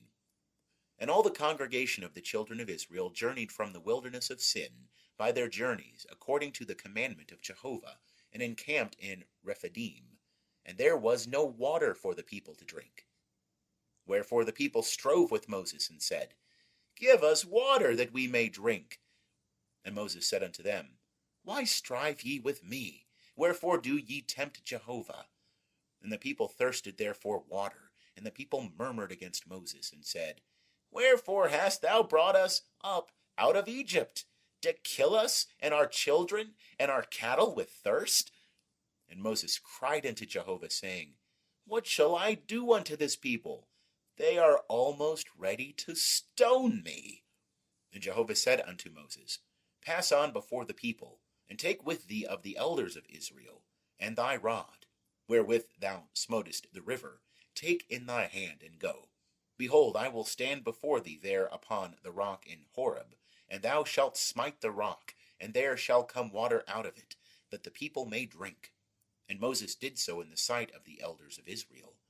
And he called the name of the place Massah and Meribah, because of the striving of the children of Israel, and because they tempted Jehovah, saying, Is Jehovah among us or not?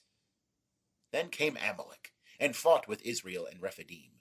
And Moses said unto Joshua, Choose us out men, and go out, fight with Amalek. Tomorrow I will stand on the top of the hill with the rod of God in my hand. So Joshua did as Moses had said to him, and fought with Amalek. And Moses, Aaron, and Hur went up to the top of the hill. And it came to pass, when Moses held up his hand, that Israel prevailed. And when he let down his hand, Amalek prevailed. But Moses' hands were heavy, and they took a stone and put it under him, and he sat thereon. And Aaron and Hur stayed up his hands, the one on the one side, and the other on the other side, and his hands were steady until the going down of the sun. And Joshua discomfited Amalek and his people with the edge of the sword. And Jehovah said unto Moses, Write this for a memorial in a book, and rehearse it in the ears of Joshua, that I will utterly blot out the remembrance of Amalek from under heaven.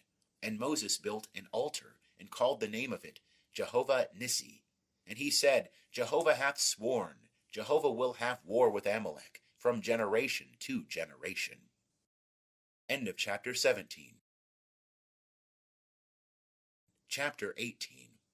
Now Jethro, the priest of Midian, Moses' father-in-law, heard of all that God had done for Moses and for Israel his people, how that Jehovah had brought Israel out of Egypt.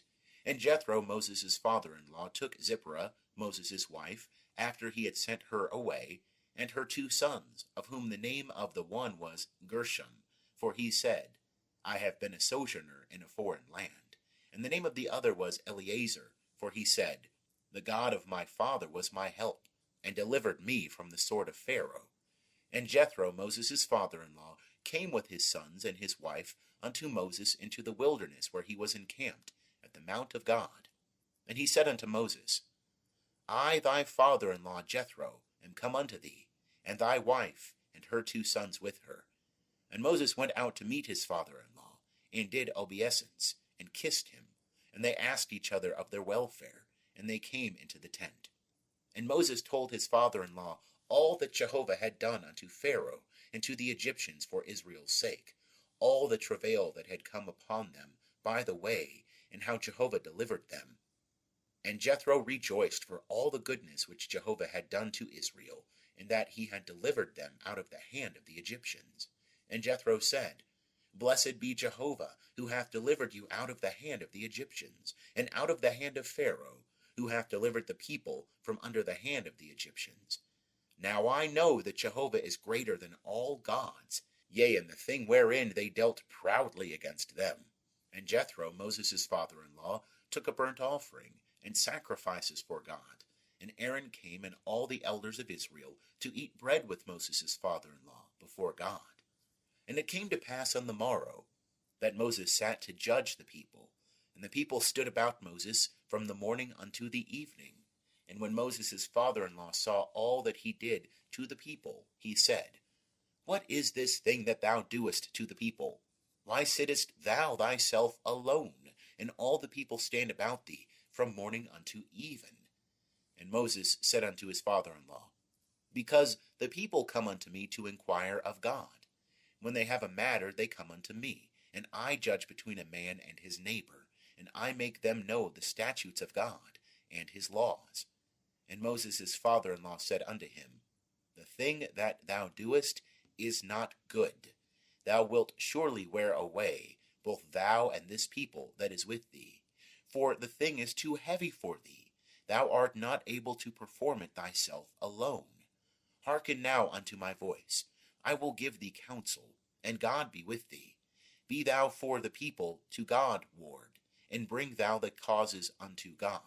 And thou shalt teach them the statutes and the laws, and shalt show them the way wherein they must walk, and the work that they must do.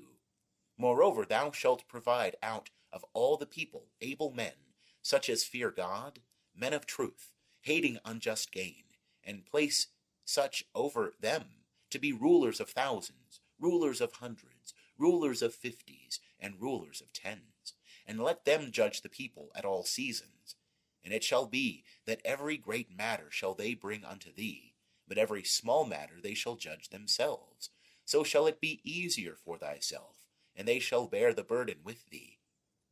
If thou shalt do this thing, and God command thee so, then thou shalt be able to endure, and all this people also shall go to their place in peace. So Moses hearkened to the voice of his father-in-law, and did all that he had said. And Moses chose able men out of all Israel, and made them heads over the people, rulers of thousands, rulers of hundreds, rulers of fifties, and rulers of tens. And they judged the people at all seasons. The hard causes they brought unto Moses, but every small matter they judged themselves. And Moses let his father-in-law depart, and he went his way into his own land. End of chapter 18. Chapter 19. In the 3rd month after the children of Israel were gone forth out of the land of Egypt, the same day came they into the wilderness of Sinai. And when they were departed from Rephidim, and were come to the wilderness of Sinai, they encamped in the wilderness, and there Israel encamped before the mount.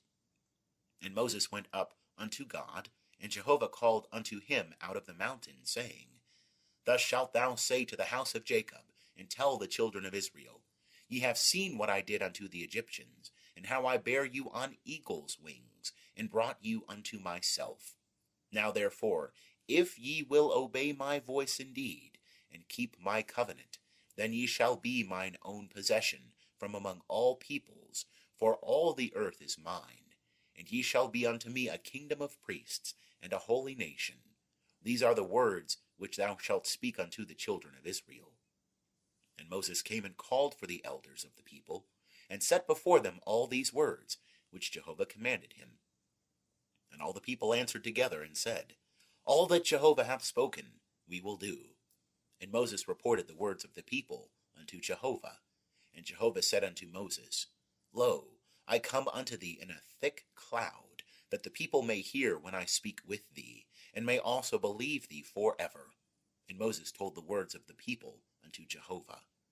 And Jehovah said unto Moses, Go unto the people, and sanctify them today and tomorrow, and let them wash their garments, and be ready against the 3rd day, For the third day Jehovah will come down in the sight of all the people upon Mount Sinai. And thou shalt set bounds unto the people round about, saying, Take heed to yourselves, that ye go not up into the mount, or touch the border of it. Whosoever toucheth the mount shall be surely put to death. No hand shall touch him, but he shall surely be stoned, or shot through. Whether it be beast or man, he shall not live. When the trumpet soundeth long, they shall come up to the mount.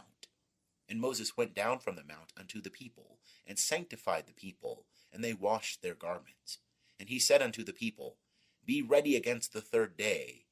Come not near a woman. And it came to pass on the third day, when it was morning, that there were thunders and lightnings, and a thick cloud upon the mount, and the voice of a trumpet exceeding loud. And all the people that were in the camp trembled. And Moses brought forth the people out of the camp to meet God. And they stood at the nether part of the mount. And Mount Sinai, the whole of it, smoked, because Jehovah descended upon it in fire. And the smoke thereof ascended as the smoke of a furnace. And the whole mount quaked greatly. And when the voice of the trumpet waxed louder and louder, Moses spake, and God answered him by a voice. And Jehovah came down upon Mount Sinai to the top of the mount. And Jehovah called Moses to the top of the mount, and Moses went up. And Jehovah said unto Moses, Go down, charge the people, lest they break through unto Jehovah to gaze, and many of them perish. And let the priests also that come near to Jehovah sanctify themselves, lest Jehovah break forth upon them. And Moses said unto Jehovah, The people cannot come up to Mount Sinai, for thou didst charge us, saying, Set bounds about the mount, and sanctify it. And Jehovah said unto him, Go, get thee down, and thou shalt come up, thou and Aaron with thee. But let not the priests and the people break through to come up unto Jehovah, lest he break forth upon them. So Moses went down unto the people, and told them. End of chapter 19. Chapter 20. And God spake all these words, saying, I am Jehovah thy God, who brought thee out of the land of Egypt, out of the house of bondage. Thou shalt have no other gods before me. Thou shalt not make unto thee a graven image, nor any likeness of anything that is in heaven above, or that is in the earth beneath, or that is in the water under the earth. Thou shalt not bow down thyself unto them, nor serve them, for I, Jehovah thy God, am a jealous God, visiting the iniquity of the fathers upon the children, upon the third and upon the fourth generation of them that hate me, and showing loving kindness unto thousands of them that love me and keep my commandments. Thou shalt not take the name of Jehovah thy God in vain, for Jehovah will not hold him guiltless that taketh his name in vain. Remember the Sabbath day, to keep it holy. 6 days shalt thou labor, and do all thy work. But the seventh day is a Sabbath unto Jehovah thy God. In it thou shalt not do any work, thou, nor thy son, nor thy daughter, thy manservant, nor thy maidservant, nor thy cattle, nor thy stranger that is within thy gates. For in 6 days Jehovah made heaven and earth, the sea and all that in them is, and rested the seventh day. Wherefore Jehovah blessed the Sabbath day, and hallowed it. Honor thy father and thy mother, that thy days may be long in the land, which Jehovah thy God giveth thee. Thou shalt not kill. Thou shalt not commit adultery. Thou shalt not steal. Thou shalt not bear false witness against thy neighbor. Thou shalt not covet thy neighbor's house. Thou shalt not covet thy neighbor's wife, nor his manservant, nor his maidservant, nor his ox, nor his ass, nor anything that is thy neighbor's. And all the people perceived the thunderings and the lightnings, and the voice of the trumpet, and the mountains smoking. And when the people saw it, they trembled and stood afar off. And they said unto Moses, Speak thou with us, and we will hear, but let not God speak with us, lest we die. And Moses said unto the people, Fear not, for God is come to prove you, and that his fear may be before you, that ye sin not. And the people stood afar off, and Moses drew near unto the thick darkness where God was. And Jehovah said unto Moses, Thus thou shalt say unto the children of Israel, Ye yourselves have seen that I have talked with you from heaven. Ye shall not make other gods with me, gods of silver, or gods of gold, ye shall not make unto you. An altar of earth thou shalt make unto me, and shalt sacrifice thereon thy burnt offerings, and thy peace offerings, thy sheep, and thine oxen. In every place where I record my name, I will come unto thee, and I will bless thee. And if thou make me an altar of stone, thou shalt not build it of hewn stones, for if thou lift up thy tool upon it, thou hast polluted it. Neither shalt thou go up by steps unto mine altar, that thy nakedness be not uncovered thereon. End of chapter 20.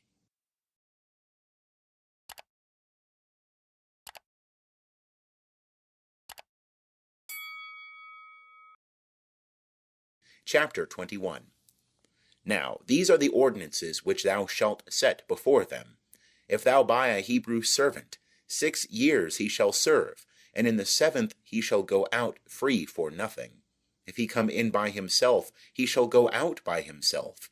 If he be married, then his wife shall go out with him. If his master give him a wife, and she bear him sons or daughters, the wife and her children shall be her master's, and he shall go out by himself. But if the servant shall plainly say, I love my master, my wife, and my children, I will not go out free, then his master shall bring him unto God, and shall bring him to the door, or unto the doorpost, and his master shall bore his ear through with an awl, and he shall serve him for ever. And if a man sell his daughter to be a maidservant, she shall not go out as the men servants do. If she please not her master, who hath espoused her to himself, then shall he let her be redeemed. To sell her unto a foreign people he shall have no power, seeing he hath dealt deceitfully with her. And if he espouse her unto his son, he shall deal with her after the manner of daughters. If he take him another wife, her food, her raiment, and her duty of marriage shall he not diminish. And if he do not these 3 things unto her, then shall she go out for nothing, without money. He that smiteth a man, so that he dieth, shall surely be put to death. And if a man lie not in wait, but God deliver him into his hand, then I will appoint thee a place whither he shall flee. And if a man come presumptuously upon his neighbor, to slay him with guile, thou shalt take him from mine altar, that he may die. And he that smiteth his father or his mother shall be surely put to death. And he that stealeth a man, and selleth him, or if he be found in his hand, he shall surely be put to death. And he that curseth his father or his mother shall surely be put to death. And if men contend, and one smite the other with a stone, or with his fist, and he die not, but keep his bed, if he rise again, and walk abroad upon his staff, then shall he that smote him be quit. Only he shall pay for the loss of his time, and shall cause him to be thoroughly healed. And if a man smite his servant or his maid with a rod, and he die under his hand, he shall surely be punished. Notwithstanding, if he continue a day or 2, he shall not be punished, for he is his money. And if men strive together, and hurt a woman with child, so that her fruit depart, and yet no harm follow, he shall be surely fined, according as the woman's husband shall lay upon him, and he shall pay as the judges determine. But if any harm follow, then thou shalt give life for life, eye for eye, tooth for tooth, hand for hand, foot for foot, burning for burning, wound for wound, stripe for stripe. And if a man smite the eye of his servant, or the eye of his maid, and destroy it, he shall let him go free for his eye's sake. And if he smite out his manservant's tooth, or his maidservant's tooth, he shall let him go free for his tooth's sake. And if an ox gore a man or a woman to death, the ox shall be surely stoned, and its flesh shall not be eaten, but the owner of the ox shall be quit. But if the ox was wont to gore in time past, and it hath been testified to its owner, and he hath not kept it in, but it hath killed a man or a woman, the ox shall be stoned, and its owner also shall be put to death. If there be laid on him a ransom, then he shall give for the redemption of his life whatsoever is laid upon him. Whether it have gored a son, or have gored a daughter, according to this judgment shall it be done unto him. If the ox gore a manservant, or a maidservant, there shall be given unto their master 30 shekels of silver, and the ox shall be stoned. And if a man shall open a pit, or if a man shall dig a pit and not cover it, and an ox or an ass fall therein, the owner of the pit shall make it good. He shall give money unto the owner thereof, and the dead beast shall be his. And if one man's ox hurt another's, so that it dieth, then they shall sell the live ox, and divide the price of it, and the dead also they shall divide. Or if it be known that the ox was wont to gore in time past, and its owner hath not kept it in, he shall surely pay ox for ox, and the dead beast shall be his own. End of chapter 21. Chapter 22. If a man shall steal an ox, or a sheep, and kill it, or sell it, he shall pay 5 oxen for an ox, and 4 sheep for a sheep. If the thief be found breaking in, and be smitten so that he dieth, there shall be no blood guiltiness for him. If the sun be risen upon him, there shall be blood guiltiness for him. He shall make restitution. If he hath nothing, then he shall be sold for his theft. If the theft be found in his hand alive, whether it be an ox, or ass, or sheep, he shall pay double. If a man shall cause a field or vineyard to be eaten, and shall let his beast loose, and it feed in another man's field, of the best of his own field, and of the best of his own vineyard, shall he make restitution. If fire break out and catch in thorns, so that the shocks of grain, or the standing grain, or the field are consumed, he that kindled the fire shall surely make restitution. If a man shall deliver unto his neighbor money, or stuff to keep, and it be stolen out of the man's house, if the thief be found, he shall pay double. If the thief be not found, then the master of the house shall come near unto God, to see whether he have not put his hand unto his neighbor's goods. For every matter of trespass, whether it be for ox, for ass, for sheep, for raiment, or for any manner of lost thing, whereof one saith, This is it, the cause of both parties shall come before God. He whom God shall condemn shall pay double unto his neighbor. If a man deliver unto his neighbor an ass, or an ox, or a sheep, or any beast, to keep, and it die, or be hurt, or driven away, no man seeing it, the oath of Jehovah shall be between them both, whether he hath not put his hand unto his neighbor's goods, and the owner thereof shall accept it, and he shall not make restitution. But if it be stolen from him, he shall make restitution unto the owner thereof. If it be torn in pieces, let him bring it for witness. He shall not make good that which was torn. And if a man borrow aught of his neighbor, and it be hurt or die, the owner thereof not being with it, he shall surely make restitution. If the owner thereof be with it, he shall not make it good. If it be a hired thing, it came for its hire. And if a man entice a virgin that is not betrothed, and lie with her, he shall surely pay a dowry for her to be his wife. If her father utterly refuse to give her unto him, he shall pay money according to the dowry of virgins. Thou shalt not suffer a sorceress to live. Whosoever lieth with a beast shall surely be put to death. He that sacrificeth unto any god, save unto Jehovah only, shall be utterly destroyed. And a sojourner shalt thou not wrong, neither shalt thou oppress him, for ye were sojourners in the land of Egypt. You shall not afflict any widow or fatherless child. If thou afflict them at all, and they cry at all unto me, I will surely hear their cry, and my wrath shall wax hot, and I will kill you with the sword, and your wives shall be widows, and your children fatherless. If thou lend money to any of my people with thee that is poor, thou shalt not be to him as a creditor, neither shall ye lay upon him interest. If thou at all take thy neighbor's garment to pledge, thou shalt restore it unto him before the sun goeth down. For that is his only covering, it is his garment for his skin, wherein shall he sleep. And it shall come to pass, when he crieth unto me, that I will hear, for I am gracious. Thou shalt not revile God, nor curse a ruler of thy people. Thou shalt not delay to offer of thy harvest, and of the outflow of thy presses. The firstborn of thy sons shalt thou give unto me. Likewise shalt thou do with thine oxen and with thy sheep.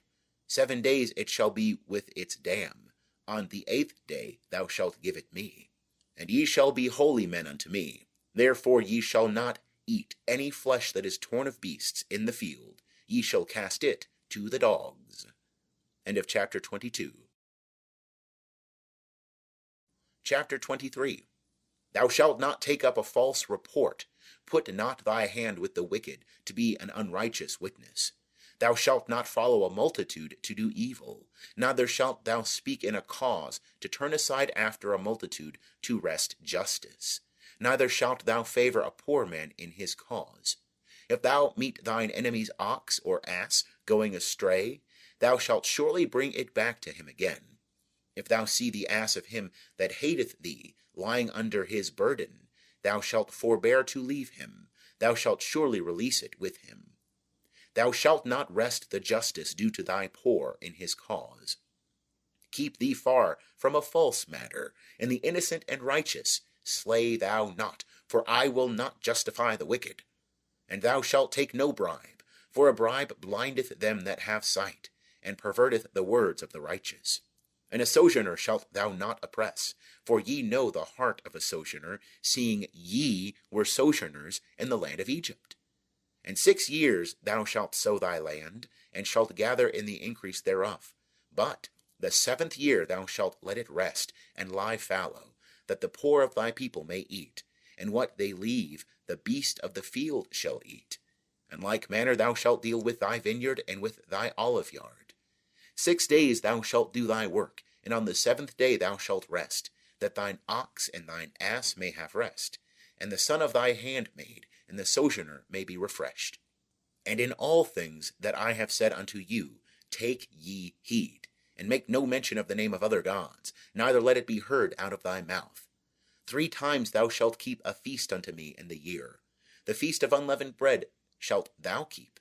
7 days thou shalt eat unleavened bread, as I commanded thee, at the time appointed in the month Abib. For in it thou camest out from Egypt, and none shall appear before me empty. And the feast of the harvest, the first fruits of thy labors, which thou sowest in the field, and the feast of ingathering, at the end of the year when thou gatherest in thy labors out of the field. 3 times in the year all thy males shall appear before the Lord Jehovah. Thou shalt not offer the blood of my sacrifice with leavened bread, neither shall the fat of my feast remain all night until the morning. The first of the first fruits of thy ground thou shalt bring into the house of Jehovah thy God. Thou shalt not boil a kid in its mother's milk.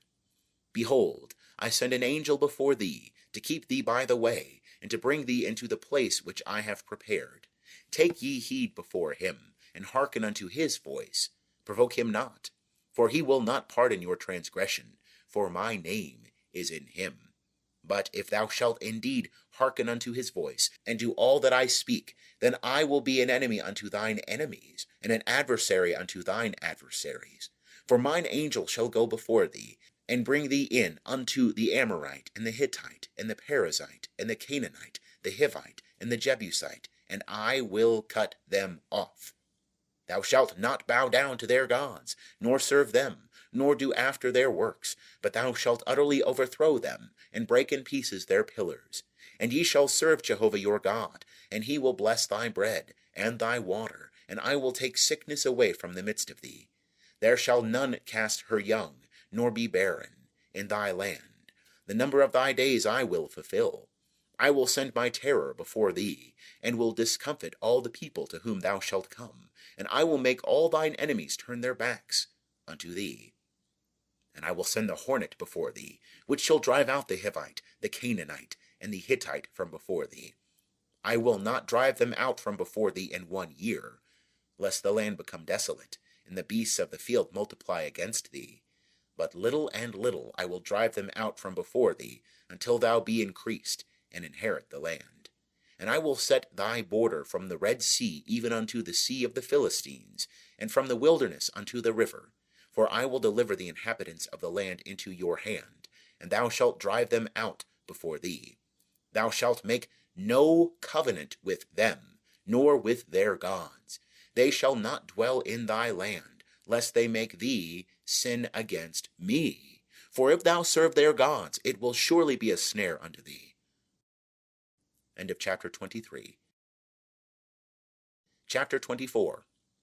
And he said unto Moses, Come up unto Jehovah, thou, and Aaron, Nadab, and Abihu, and 70 of the elders of Israel, and worship ye afar off. And Moses alone shall come near unto Jehovah, but they shall not come near, neither shall the people go up with him. And Moses came and told the people all the words of Jehovah, and all the ordinances, and all the people answered with one voice, and said, All the words which Jehovah hath spoken will we do. And Moses wrote all the words of Jehovah, and rose up early in the morning, and builded an altar under the mount, and 12 pillars according to the 12 tribes of Israel. And he sent young men of the children of Israel, who offered burnt offerings, and sacrificed peace offerings of oxen unto Jehovah. And Moses took half of the blood, and put it in basins, and half of the blood he sprinkled on the altar. And he took the book of the covenant, and read in the audience of the people. And they said, All that Jehovah hath spoken will we do, and be obedient. And Moses took the blood, and sprinkled it on the people, and said, Behold the blood of the covenant, which Jehovah hath made with you concerning all these words. Then went up Moses, and Aaron, Nadab, and Abihu, and 70 of the elders of Israel. And they saw the God of Israel, and there was under his feet, as it were, a paved work of sapphire stone, and as it were the very heaven for clearness. And upon the nobles of the children of Israel he laid not his hand, and they beheld God, and did eat and drink. And Jehovah said unto Moses, Come up to me into the mount, and be there, and I will give thee the tables of stone, and the law and the commandment which I have written, that thou mayest teach them. And Moses rose up, and Joshua his minister, and Moses went up into the mount of God. And he said unto the elders, Tarry ye here for us, until we come again unto you. And behold, Aaron and Hur are with you. Whosoever hath a cause, let him come near unto them. And Moses went up into the mount, and the cloud covered the mount. And the glory of Jehovah abode upon Mount Sinai, and the cloud covered it 6 days. And the 7th day he called unto Moses out of the midst of the cloud. And the appearance of the glory of Jehovah was like devouring fire on the top of the mount in the eyes of the children of Israel. And Moses entered into the midst of the cloud, and went up into the mount. And Moses was in the mount 40 days and 40 nights. End of chapter 24. Chapter 25. And Jehovah spake unto Moses, saying, Speak unto the children of Israel, that they take for me an offering. Of every man whose heart maketh him willing, ye shall take my offering. And this is the offering which ye shall take of them, gold and silver and brass, and blue and purple and scarlet, and fine linen, and goat's hair, and ram's skin dyed red, and seal skins, and acacia wood, oil for the light, spices for the anointing oil, and for the sweet incense, onyx stones, and stones to be set for the ephod, and for the breastplate. And let them make me a sanctuary, that I may dwell among them. According to all that I show thee, the pattern of the tabernacle, and the pattern of all the furniture thereof, even so shall ye make it.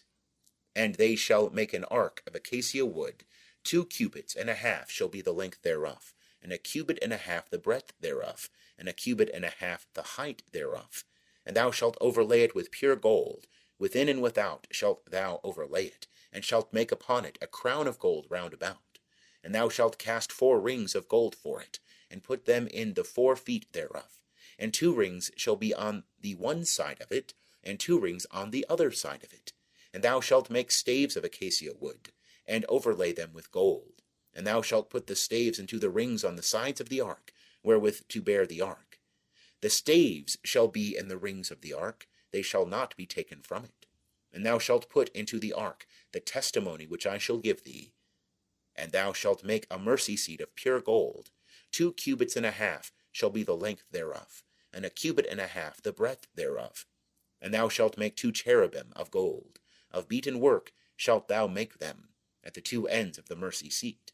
And make 1 cherub at the one end, and 1 cherub at the other end.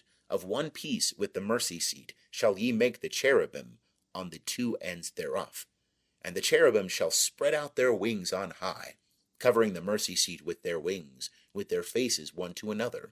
Toward the mercy seat shall the faces of the cherubim be. And thou shalt put the mercy seat above upon the ark, and in the ark thou shalt put the testimony that I shall give thee. And there I will meet with thee, and I will commune with thee from above the mercy seat, from between the two cherubim which are upon the ark of the testimony, of all things which I will give thee in commandment unto the children of Israel. And thou shalt make a table of acacia wood. 2 cubits shall be the length thereof, and a cubit the breadth thereof, and a cubit and a half the height thereof. And thou shalt overlay it with pure gold, and make thereto a crown of gold round about. And thou shalt make unto it a border of a handbreadth round about. And thou shalt make a golden crown to the border thereof round about. And thou shalt make for it 4 rings of gold, and put the rings in the 4 corners that are on the 4 feet thereof. Close by the border shall the rings be, for places for the staves to bear the table. And thou shalt make the staves of acacia wood, and overlay them with gold, that the table may be borne with them. And thou shalt make the dishes thereof, and the spoons thereof, and the flagons thereof, and the bowls thereof, wherewith to pour out. Of pure gold shalt thou make them. And thou shalt set upon the table showbread before me alway. And thou shalt make a candlestick of pure gold. Of beaten work shall the candlestick be made, even its base, and its shaft, its cups, its knops, and its flowers shall be of one piece with it. And there shall be 6 branches going out of the sides thereof, 3 branches of the candlestick out of the one side thereof, and 3 branches of the candlestick out of the other side thereof. 3 cups made like almond blossoms in one branch, a knop and a flower, and 3 cups made like almond blossoms in the other branch, a knop and a flower. So for the 6 branches going out of the candlestick. And in the candlestick 4 cups made like almond blossoms, the knops thereof, and the flowers thereof, and a knop under 2 branches of one piece with it, and a knop under 2 branches of one piece with it, and a knop under 2 branches of one piece with it, for the 6 branches going out of the candlestick. Their knops and their branches shall be of one piece with it, the whole of it one beaten work of pure gold. And thou shalt make the lamps thereof 7, and they shall light the lamps thereof, to give light over against it. And the snuffers thereof, and the snuff dishes thereof, shall be of pure gold. Of a talent of pure gold shall it be made, with all these vessels. And see that thou make them after their pattern, which hath been showed thee in the mount. End of chapter 25. Chapter 26. Moreover, thou shalt make the tabernacle with 10 curtains, of fine twined linen, and blue and purple, and scarlet, with cherubim, the work of the skillful workman shalt thou make them.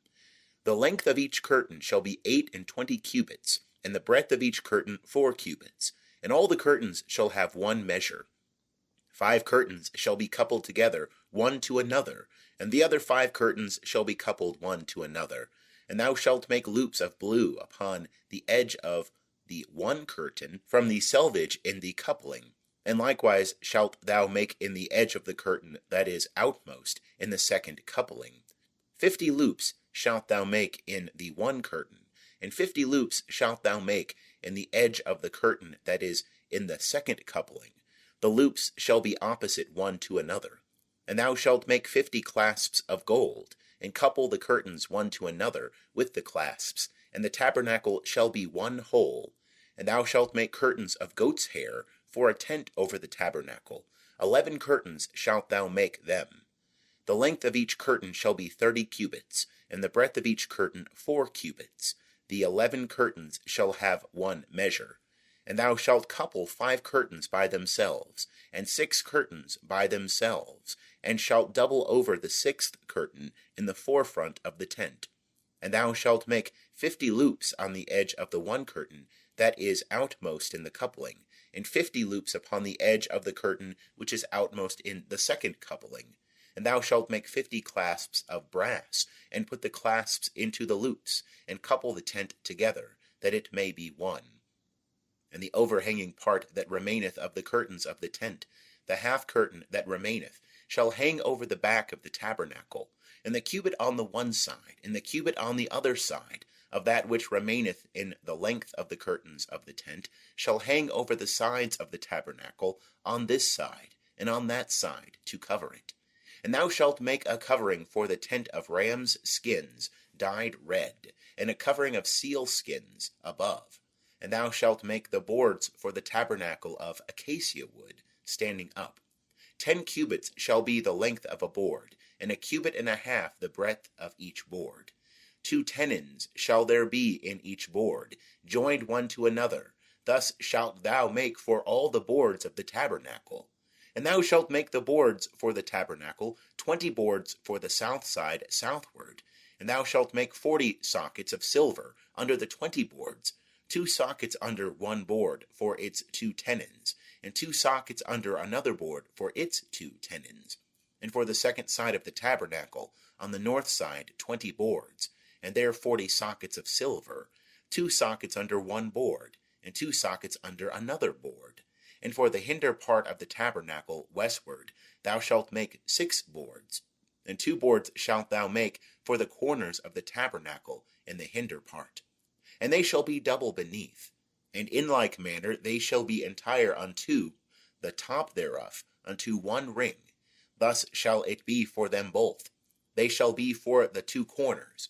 And there shall be 8 boards, and their sockets of silver, 16 sockets, 2 sockets under one board, and 2 sockets under another board.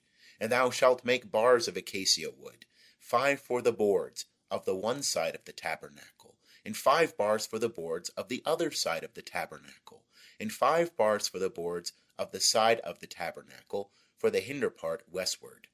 And the middle bar in the midst of the boards shall pass through from end to end. And thou shalt overlay the boards with gold, and make their rings of gold for places for the bars. And thou shalt overlay the bars with gold. And thou shalt rear up the tabernacle according to the fashion thereof, which hath been showed thee in the mount. And thou shalt make a veil of blue, and purple, and scarlet, and fine twined linen, with cherubim, the work of the skillful workman shall it be made. And thou shalt hang it upon 4 pillars of acacia, overlaid with gold. Their hooks shall be of gold, upon 4 sockets of silver. And thou shalt hang up the veil under the clasps, and shalt bring in thither, within the veil, the ark of the testimony. And the veil shall separate unto you between the holy place and the most holy. And thou shalt put the mercy seat upon the ark of the testimony in the most holy place. And thou shalt set the table without the veil, and the candlestick over against the table on the side of the tabernacle toward the south. And thou shalt put the table on the north side. And thou shalt make a screen for the door of the tent of blue and purple and scarlet and fine twined linen, the work of the embroiderer. And thou shalt make for the screen 5 pillars of acacia, and overlay them with gold. Their hooks shall be of gold, and thou shalt cast 5 sockets of brass for them. End of chapter 26. Chapter 27. And thou shalt make the altar of acacia wood, 5 cubits long, and 5 cubits broad. The altar shall be 4 square, and the height thereof shall be 3 cubits. And thou shalt make the horns of it upon the 4 corners thereof. The horns thereof shall be of one piece with it, and thou shalt overlay it with brass. And thou shalt make its pots to take away its ashes, and its shovels, and its basins, and its flesh hooks, and its fire pans. All the vessels thereof thou shalt make of brass. And thou shalt make for it a grating of network of brass. And upon the net shalt thou make 4 brazen rings in the 4 corners thereof. And thou shalt put it under the ledge round the altar beneath, that the net may reach halfway up the altar. And thou shalt make staves for the altar, staves of acacia wood, and overlay them with brass. And the staves thereof shall be put into the rings, and the staves shall be upon the 2 sides of the altar in bearing it. Hollow with planks shalt thou make it, as it hath been showed thee in the mount, so shall they make it. And thou shalt make the court of the tabernacle, for the south side southward. There shall be hangings for the court of fine twined linen, 100 cubits long for one side. And the pillars thereof shall be 20, and their sockets 20, of brass. The hooks of the pillars and their fillets shall be of silver. And likewise for the north side in length there shall be hangings 100 cubits long, and the pillars thereof 20, and their sockets 20, of brass. The hooks of the pillars and their fillets of silver. And for the breadth of the court on the west side shall be hangings of 50 cubits, their pillars 10, and their sockets 10. And the breadth of the court on the east side eastward shall be 50 cubits. The hangings for the one side of the gate shall be 15 cubits, their pillars 3, and their sockets 3. And for the other side shall be hangings of 15 cubits, their pillars 3, and their sockets 3. And for the gate of the court shall be a screen of 20 cubits, of blue and purple and scarlet and fine twined linen, the work of the embroiderer, their pillars 4, and their sockets 4. All the pillars of the court round about shall be filleted with silver, their hooks of silver, and their sockets of brass. The length of the court shall be 100 cubits, and the breadth 50, everywhere, and the height 5 cubits, of fine twined linen, and their sockets of brass. All the instruments of the tabernacle, and all the service thereof, and all the pins thereof, and all the pins of the court shall be of brass. And thou shalt command the children of Israel, that they bring unto thee pure olive oil, beaten for the light, to cause a lamp to burn continually, in the tent of meeting, without the veil which is before the testimony. Aaron and his sons shall keep it in order from evening to morning before Jehovah. It shall be a statute forever, throughout their generations, on the behalf of the children of Israel. End of chapter 27. Chapter 28. And bring thou near unto thee Aaron thy brother, and his sons with him, from among the children of Israel, that he may minister unto me in the priest's office, even Aaron, Nadab, and Abihu, Eleazar, and Ithamar, Aaron's sons. And thou shalt make holy garments for Aaron thy brother, for glory and for beauty. And thou shalt speak unto all that are wise-hearted, whom I have filled with the spirit of wisdom, that they make Aaron's garments to sanctify him, that he may minister unto me in the priest's office. And these are the garments which they shall make: a breastplate, and an ephod, and a robe, and a coat of checker work, a mitre, and a girdle. And they shall make holy garments for Aaron thy brother and his sons, that he may minister unto me in the priest's office. And they shall take the gold, and the blue, and the purple, and the scarlet, and the fine linen, and they shall make the ephod of gold, of blue, and purple, scarlet, and fine twined linen, the work of the skillful workman. It shall have 2 shoulder pieces joined to the 2 ends thereof, that it may be joined together. And the skillfully woven band which is upon it, wherewith to gird it on, shall be like the work thereof, and of the same piece, of gold, of blue, and purple, and scarlet, and fine twined linen. And thou shalt take 2 onyx stones, and grave on them the names of the children of Israel, 6 of their names on the one stone, and the names of the 6 that remain on the other stone, according to their birth. With the work of an engraver in stone, like the engravings of a signet, shalt thou engrave the 2 stones, according to the names of the children of Israel. Thou shalt make them to be enclosed in settings of gold. And thou shalt put the 2 stones upon the shoulder pieces of the ephod, to be stones of memorial for the children of Israel. And Aaron shall bear their names before Jehovah upon his 2 shoulders, for a memorial. And thou shalt make settings of gold, and 2 chains of pure gold, like cords shalt thou make them, of wreathen work. And thou shalt put the wreathen chains on the settings. And thou shalt make a breastplate of judgment, the work of the skillful workman, like the work of the ephod. Thou shalt make it of gold, of blue, and purple, and scarlet, and fine twined linen. Shalt thou make it 4 square it shall be, and double. A span shall be the length thereof, and a span the breadth thereof. And thou shalt set in it settings of stones, 4 rows of stones. A row of sardius, topaz, and carbuncle shall be the first row, and the second row an emerald, a sapphire, and a diamond, and the third row a jacinth, an agate, and an amethyst, and the fourth row a beryl, and an onyx, and a jasper. they shall be enclosed in gold in their settings. And the stones shall be according to the names of the children of Israel, 12, according to their names, like the engravings of a signet. Every one according to his name, they shall be for the 12 tribes. And thou shalt make upon the breastplate chains like cords, of wreathen work of pure gold.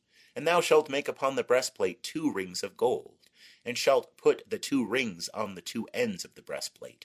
And thou shalt put the 2 wreathen chains of gold in the 2 rings at the ends of the breastplate. And the other 2 ends of the 2 wreathen chains thou shalt put on the 2 settings, and put them on the shoulder pieces of the ephod in the forepart thereof. And thou shalt make 2 rings of gold, and thou shalt put them upon the 2 ends of the breastplate, upon the edge thereof, which is toward the side of the ephod inward. And thou shalt make 2 rings of gold, and shalt put them on the 2 shoulder pieces of the ephod underneath, in the forepart thereof, close by the coupling thereof, above the skillfully woven band of the ephod.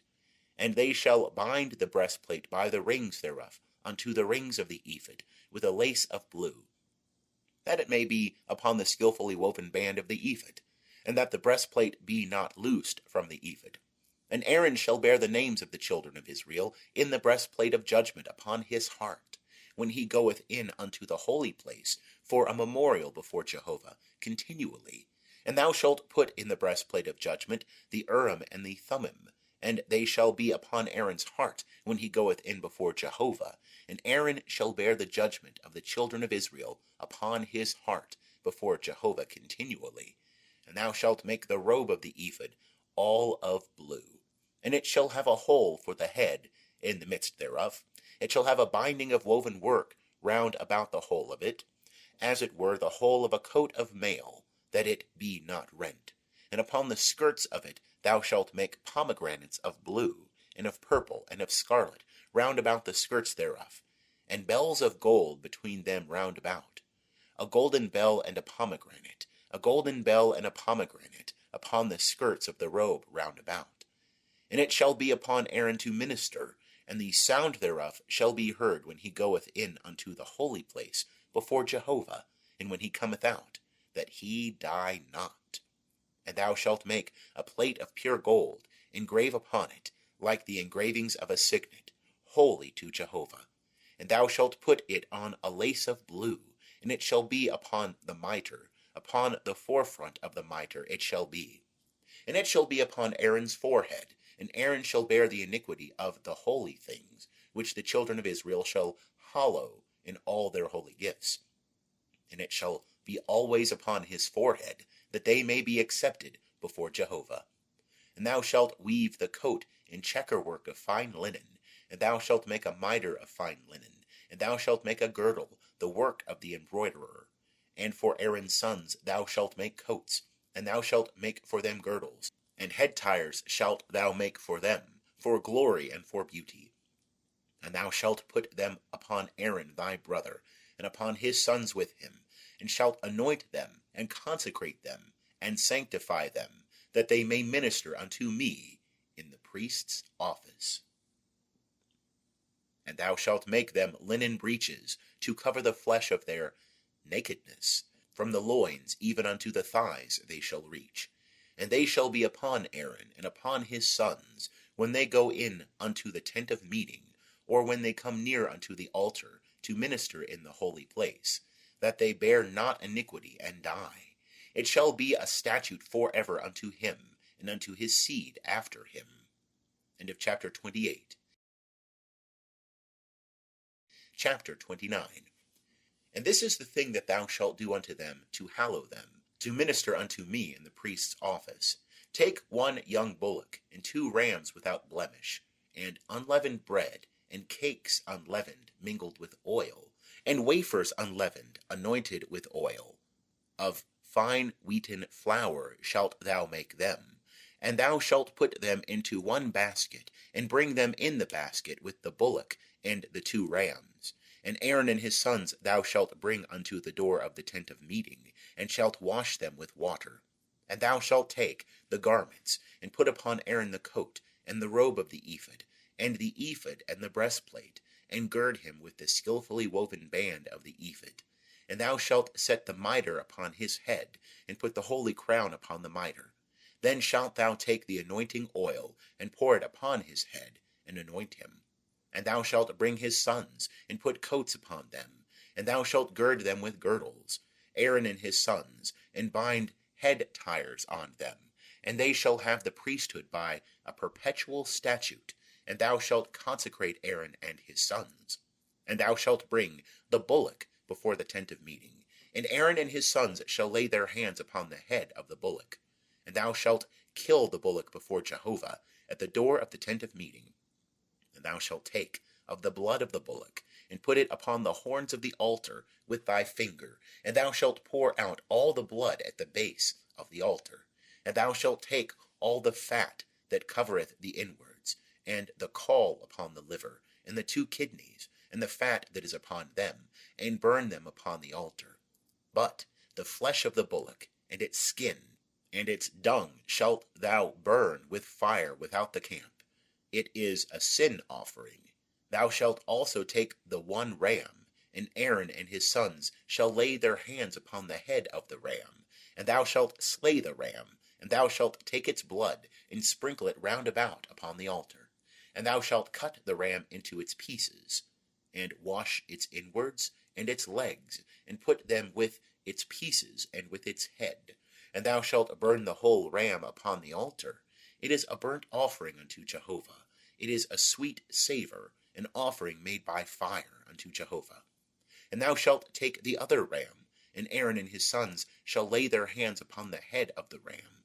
Then shalt thou kill the ram, and take of its blood, and put it upon the tip of the right ear of Aaron, and upon the tip of the right ear of his sons, and upon the thumb of their right hand, and upon the great toe of their right foot, and sprinkle the blood upon the altar round about. And thou shalt take of the blood that is upon the altar, and of the anointing oil, and sprinkle it upon Aaron, and upon his garments, and upon his sons, and upon the garments of his sons with him, and he shall be hallowed, and his garments, and his sons' garments with him. Also thou shalt take of the ram the fat, and the fat tail, and the fat that covereth the inwards, and the caul of the liver, and the 2 kidneys, and the fat that is upon them, and the right thigh, for it is a ram of consecration, and 1 loaf of bread, and 1 cake of oiled bread, and 1 wafer out of the basket of unleavened bread that is before Jehovah. And thou shalt put the whole upon the hands of Aaron, and upon the hands of his sons, and shalt wave them for a wave offering before Jehovah. And thou shalt take them from their hands, and burn them on the altar upon the burnt offering, for a sweet savour before Jehovah. It is an offering made by fire unto Jehovah. And thou shalt take the breast of Aaron's ram of consecration, and wave it for a wave offering before Jehovah, and it shall be thy portion.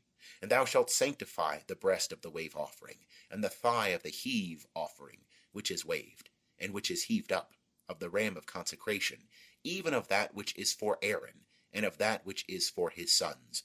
And it shall be for Aaron and his sons as their portion for ever from the children of Israel, for it is a heave offering. And it shall be a heave offering from the children of Israel of the sacrifices of their peace offerings, even their heave offering unto Jehovah.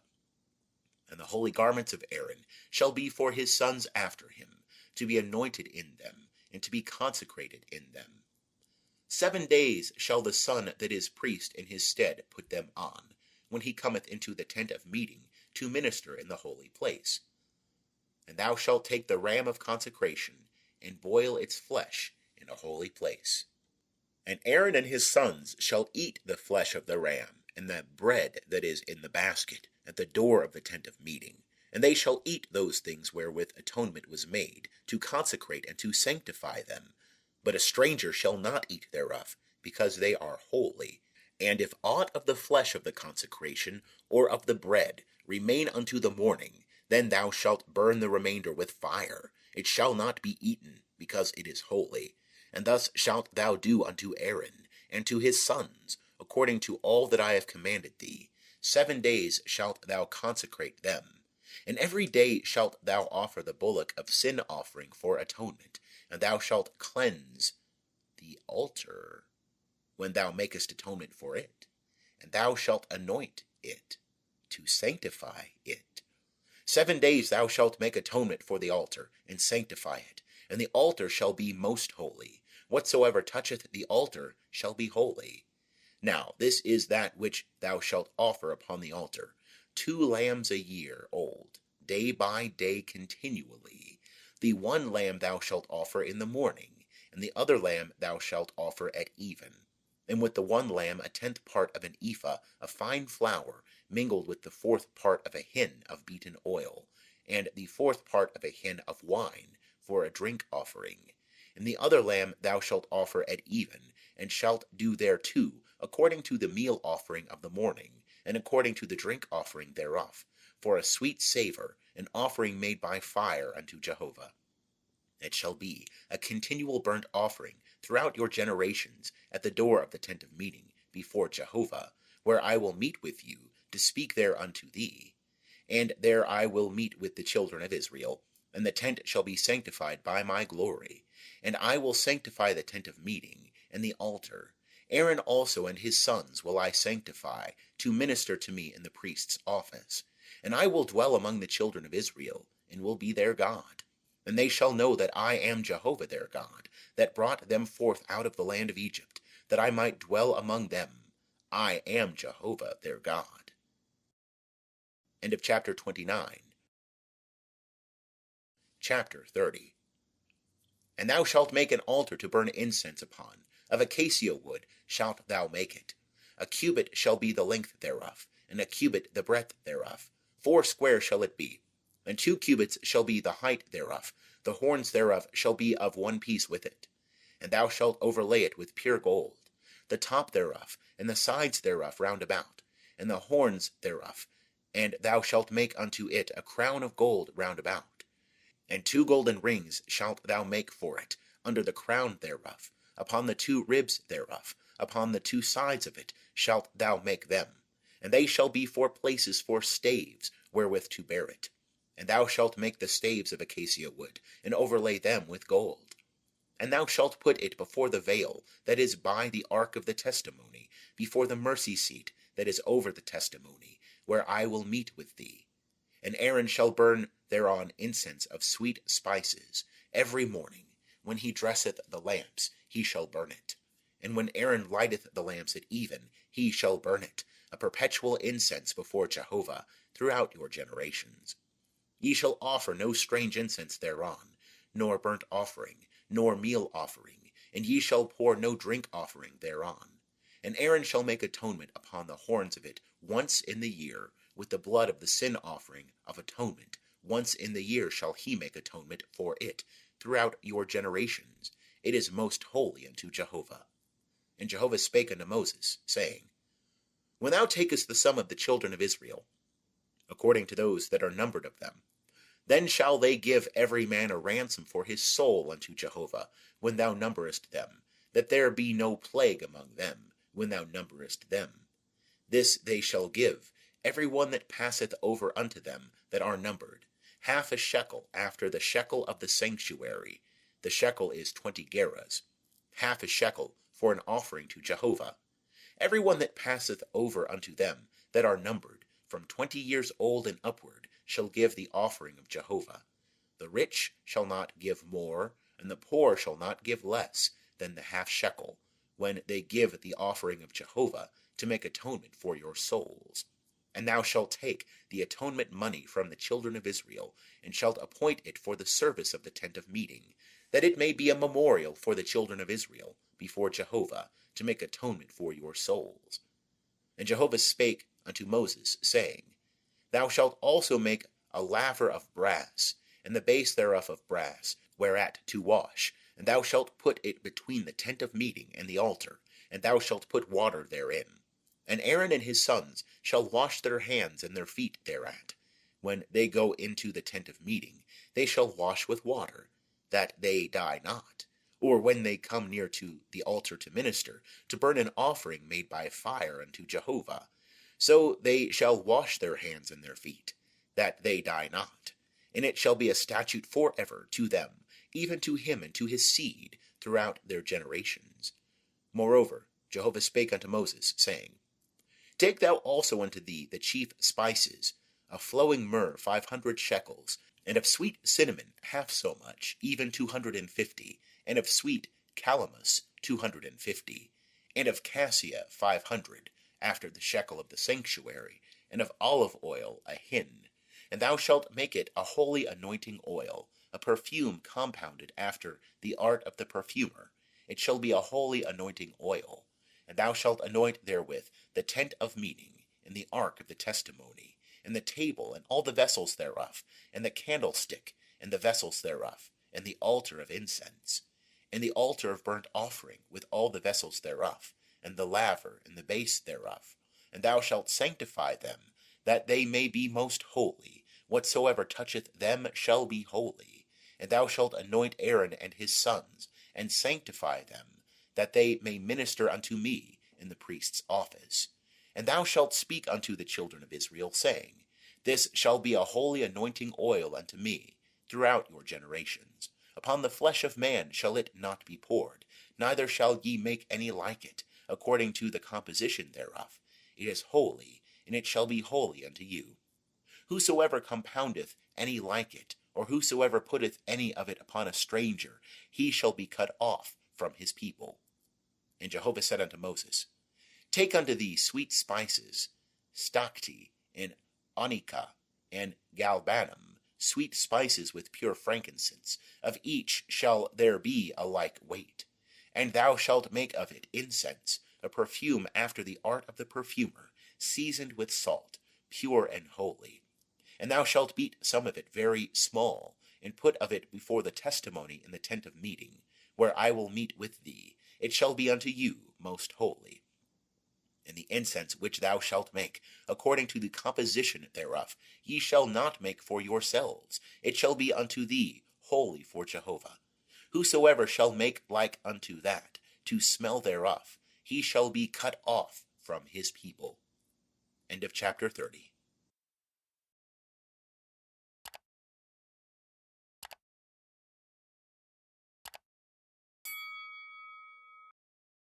Chapter 31. And Jehovah spake unto Moses, saying, See, I have called by name Bezalel, the son of Uri, the son of Hur, of the tribe of Judah, and I have filled him with the Spirit of God, in wisdom and in understanding, and in knowledge, and in all manner of workmanship, to devise skillful works, to work in gold, and in silver, and in brass, and in cutting of stones for setting, and in carving of wood, to work in all manner of workmanship.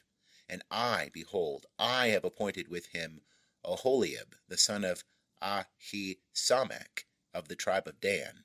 And in the heart of all that are wise-hearted I have put wisdom, that they may make all that I have commanded thee, the tent of meeting, and the ark of the testimony, and the mercy seat that is thereupon, and all the furniture of the tent, and the table and its vessels, and the pure candlestick with all its vessels, and the altar of incense, and the altar of burnt offering with all its vessels, and the laver and its base, and the finely wrought garments, and the holy garments for Aaron the priest, and the garments of his sons, to minister in the priest's office, and the anointing oil, and the incense of sweet spices for the holy place. According to all that I have commanded thee, shall they do. And Jehovah spake unto Moses, saying, Speak thou also unto the children of Israel, saying, Verily ye shall keep my Sabbaths, for it is a sign between me and you throughout your generations, that ye may know that I am Jehovah who sanctifieth you. Ye shall keep the Sabbath therefore, for it is holy unto you. Every one that profaneth it shall surely be put to death. For whosoever doeth any work therein, that soul shall be cut off from among his people. 6 days shall work be done, but on the 7th day is a Sabbath of solemn rest, holy to Jehovah.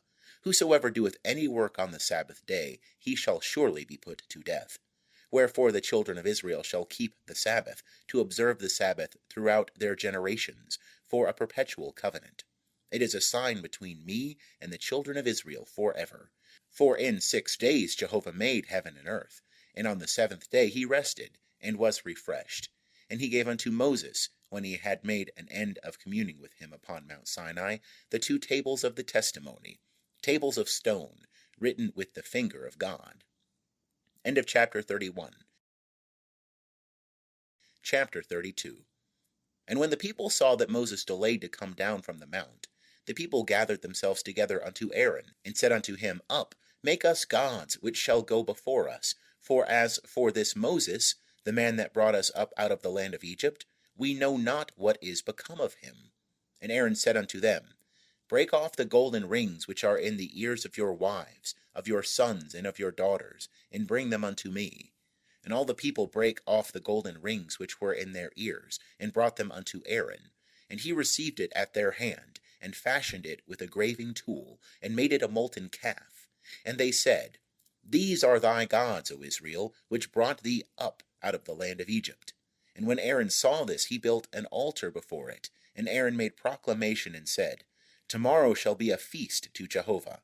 And they rose up early on the morrow, and offered burnt offerings, and brought peace offerings. And the people sat down to eat and to drink, and rose up to play.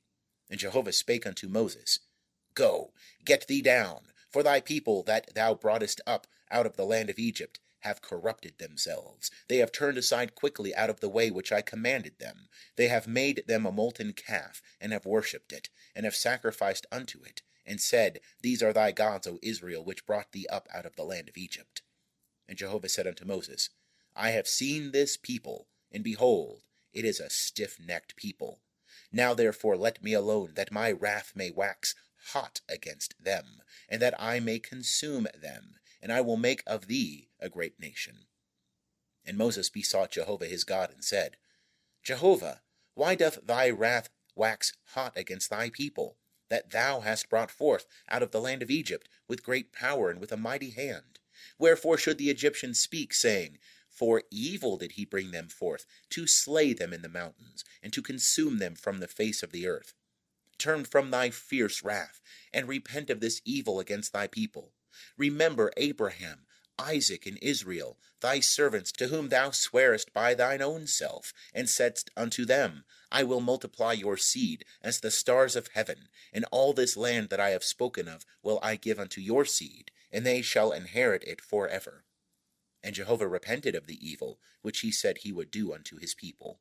And Moses turned and went down from the mount, with the 2 tables of the testimony in his hand, tables that were written on both their sides. On the one side and on the other were they written.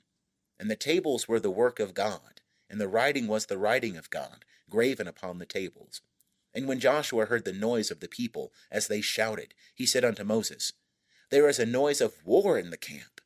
And he said, It is not the voice of them that shout for mastery, neither is it the voice of them that cry for being overcome, but the noise of them that sing do I hear. And it came to pass, as soon as he came nigh unto the camp, that he saw the calf and the dancing. And Moses' anger waxed hot, and he cast the tables out of his hands, and brake them beneath the mount. And he took the calf which they had made, and burnt it with fire, and ground it to powder, and strewed it upon the water, and made the children of Israel drink of it. And Moses said unto Aaron, What did this people unto thee, that thou hast brought a great sin upon them?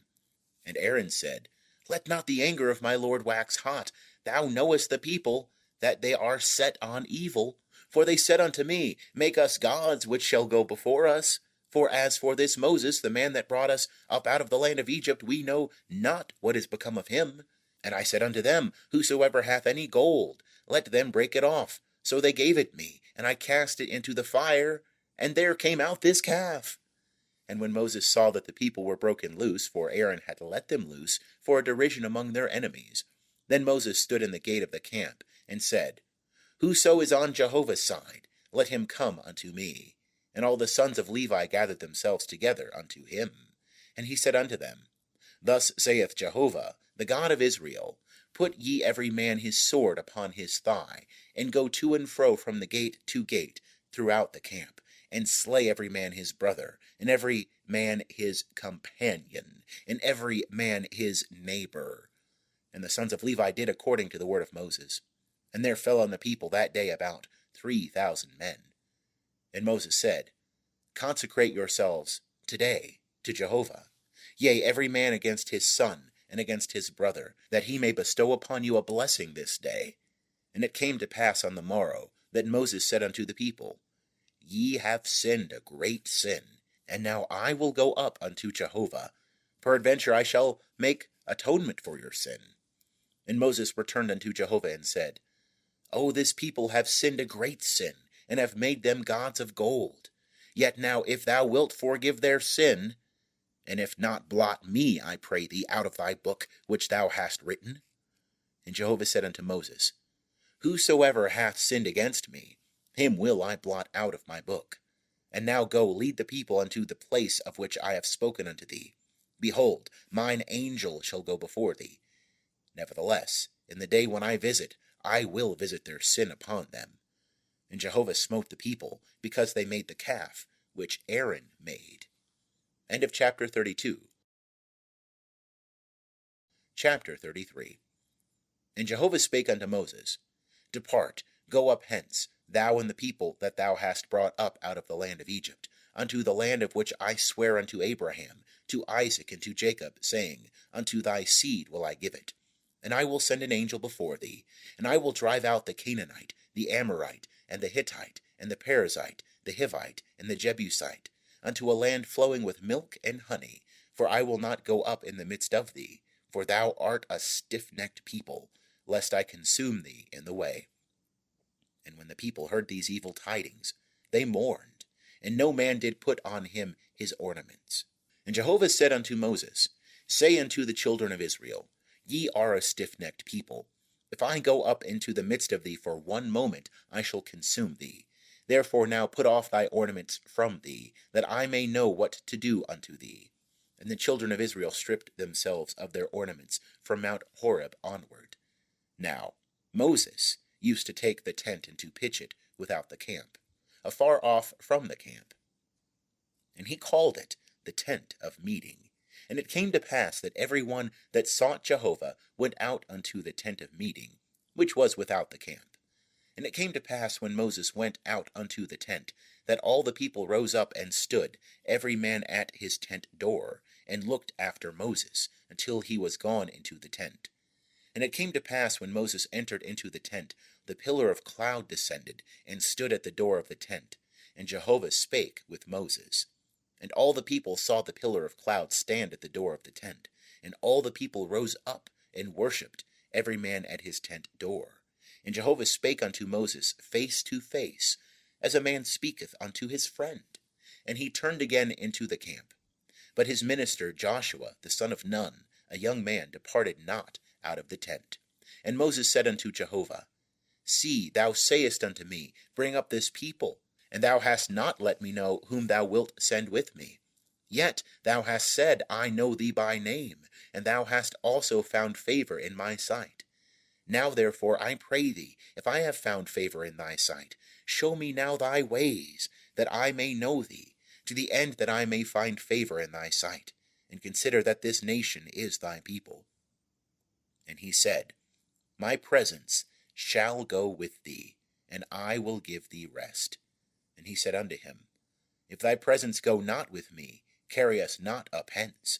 For wherein now shall it be known that I have found favor in thy sight, I and thy people?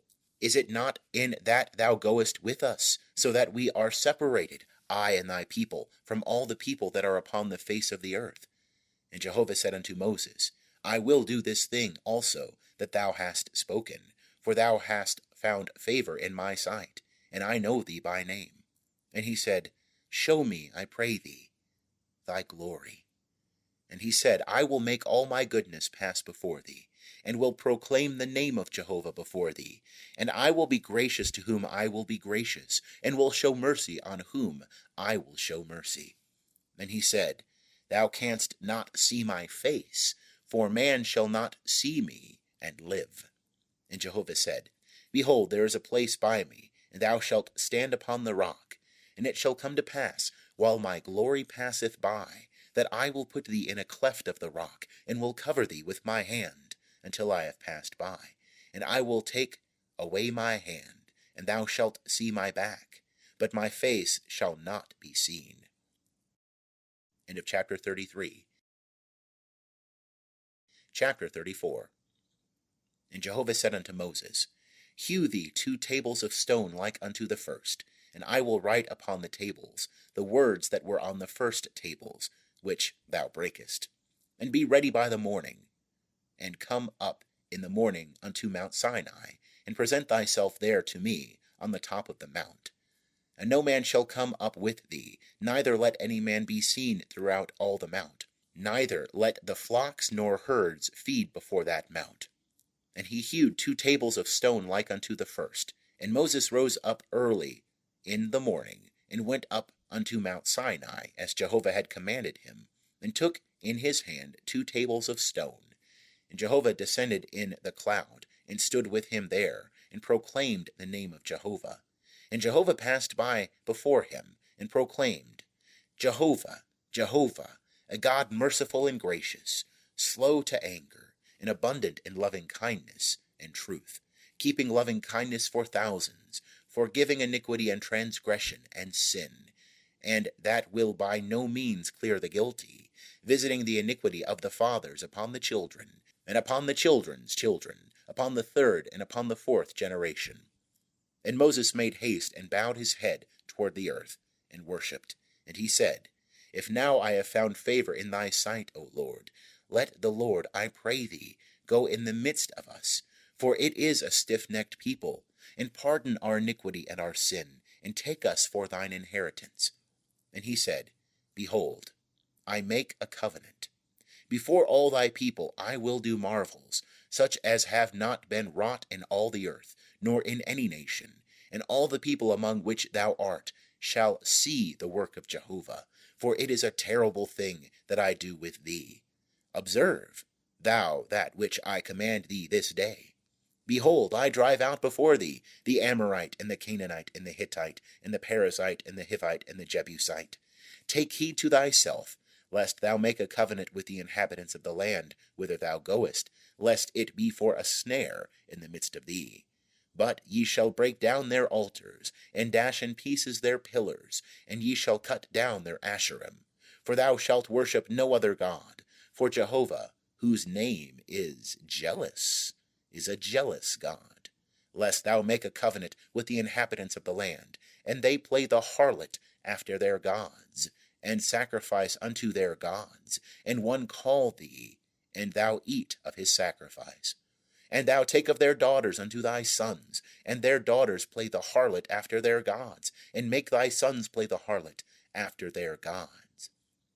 Thou shalt make thee no molten gods. The feast of unleavened bread shalt thou keep. 7 days thou shalt eat unleavened bread, as I commanded thee, at the time appointed in the month Abib, for in the month Abib thou camest out from Egypt. All that openeth the womb is mine, and all thy cattle that is male, the firstlings of cow and sheep, and the firstling of an ass thou shalt redeem with a lamb. And if thou wilt not redeem it, then thou shalt break its neck. All the firstborn of thy sons thou shalt redeem, and none shall appear before me empty. 6 days thou shalt work, but on the 7th day thou shalt rest. In plowing time and in harvest thou shalt rest. And thou shalt observe the feast of weeks, even of the first fruits of wheat harvest, and the feast of ingathering at the year's end.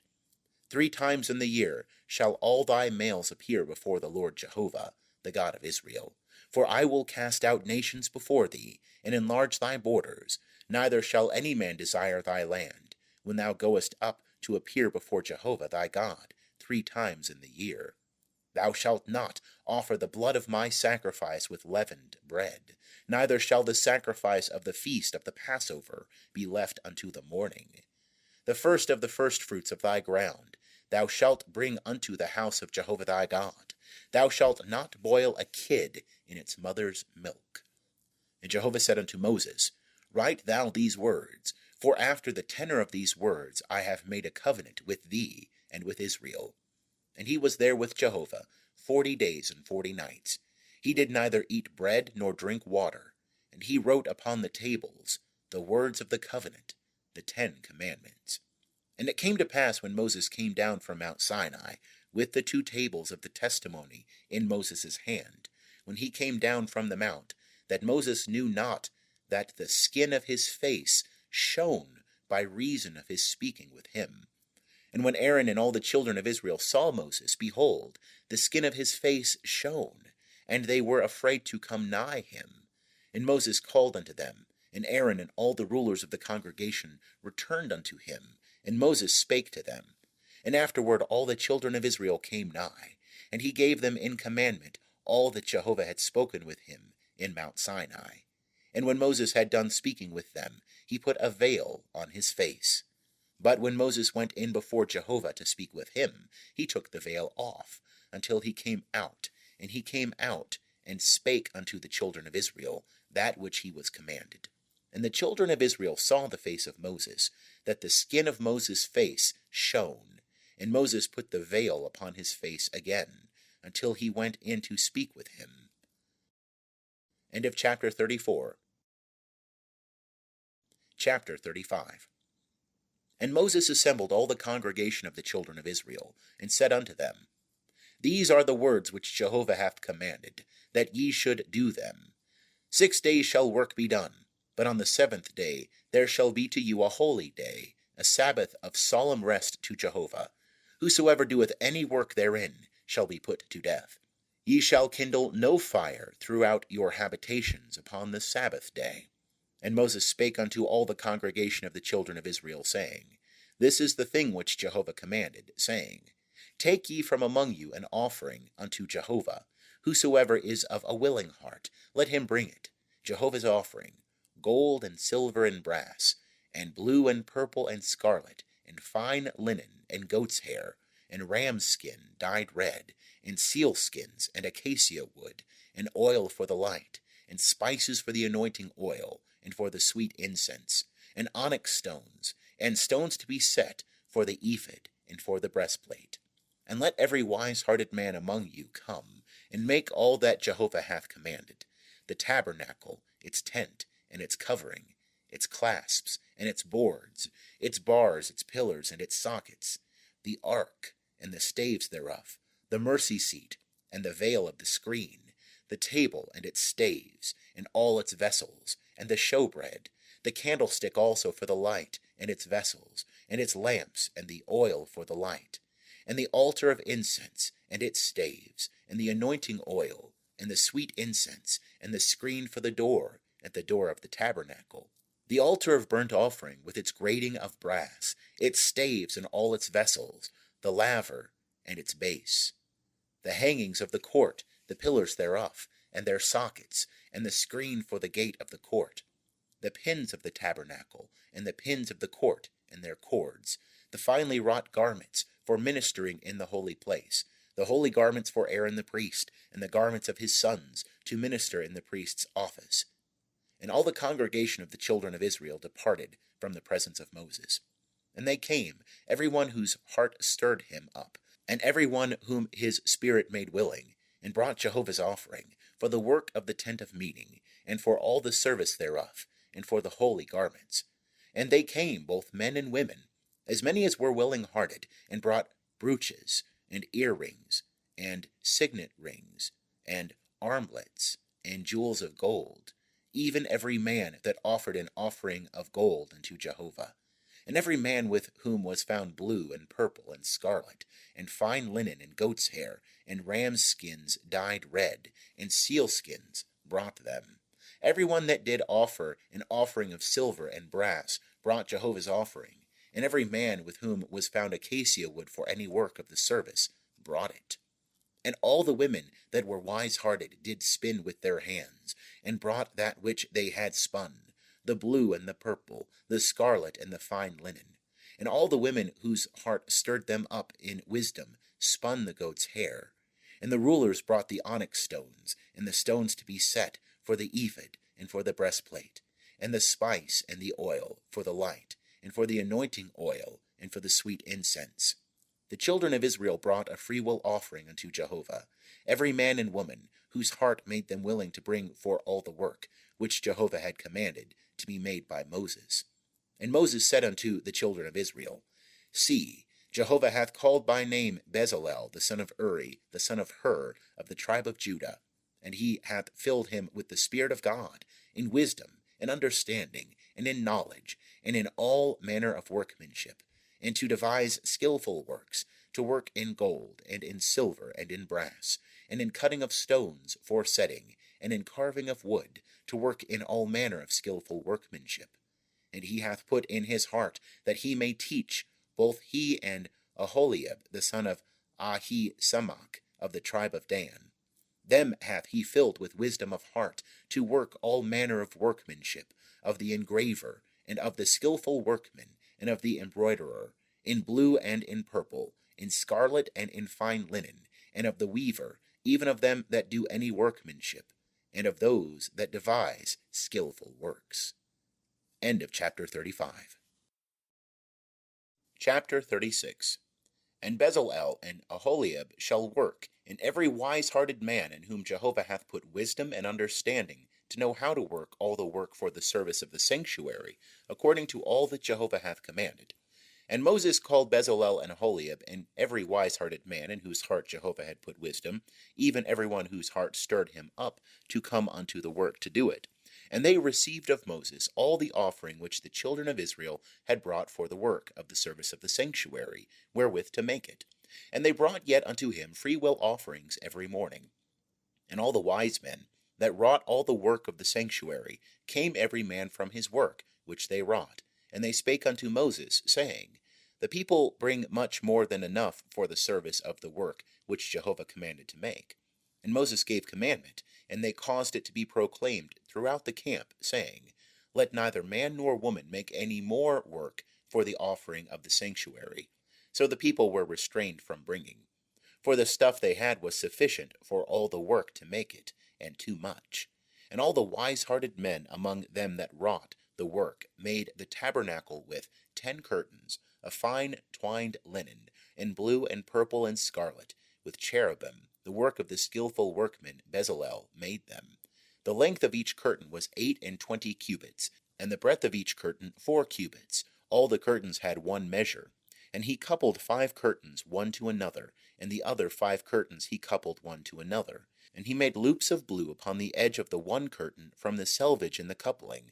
Likewise he made in the edge of the curtain that was outmost in the second coupling.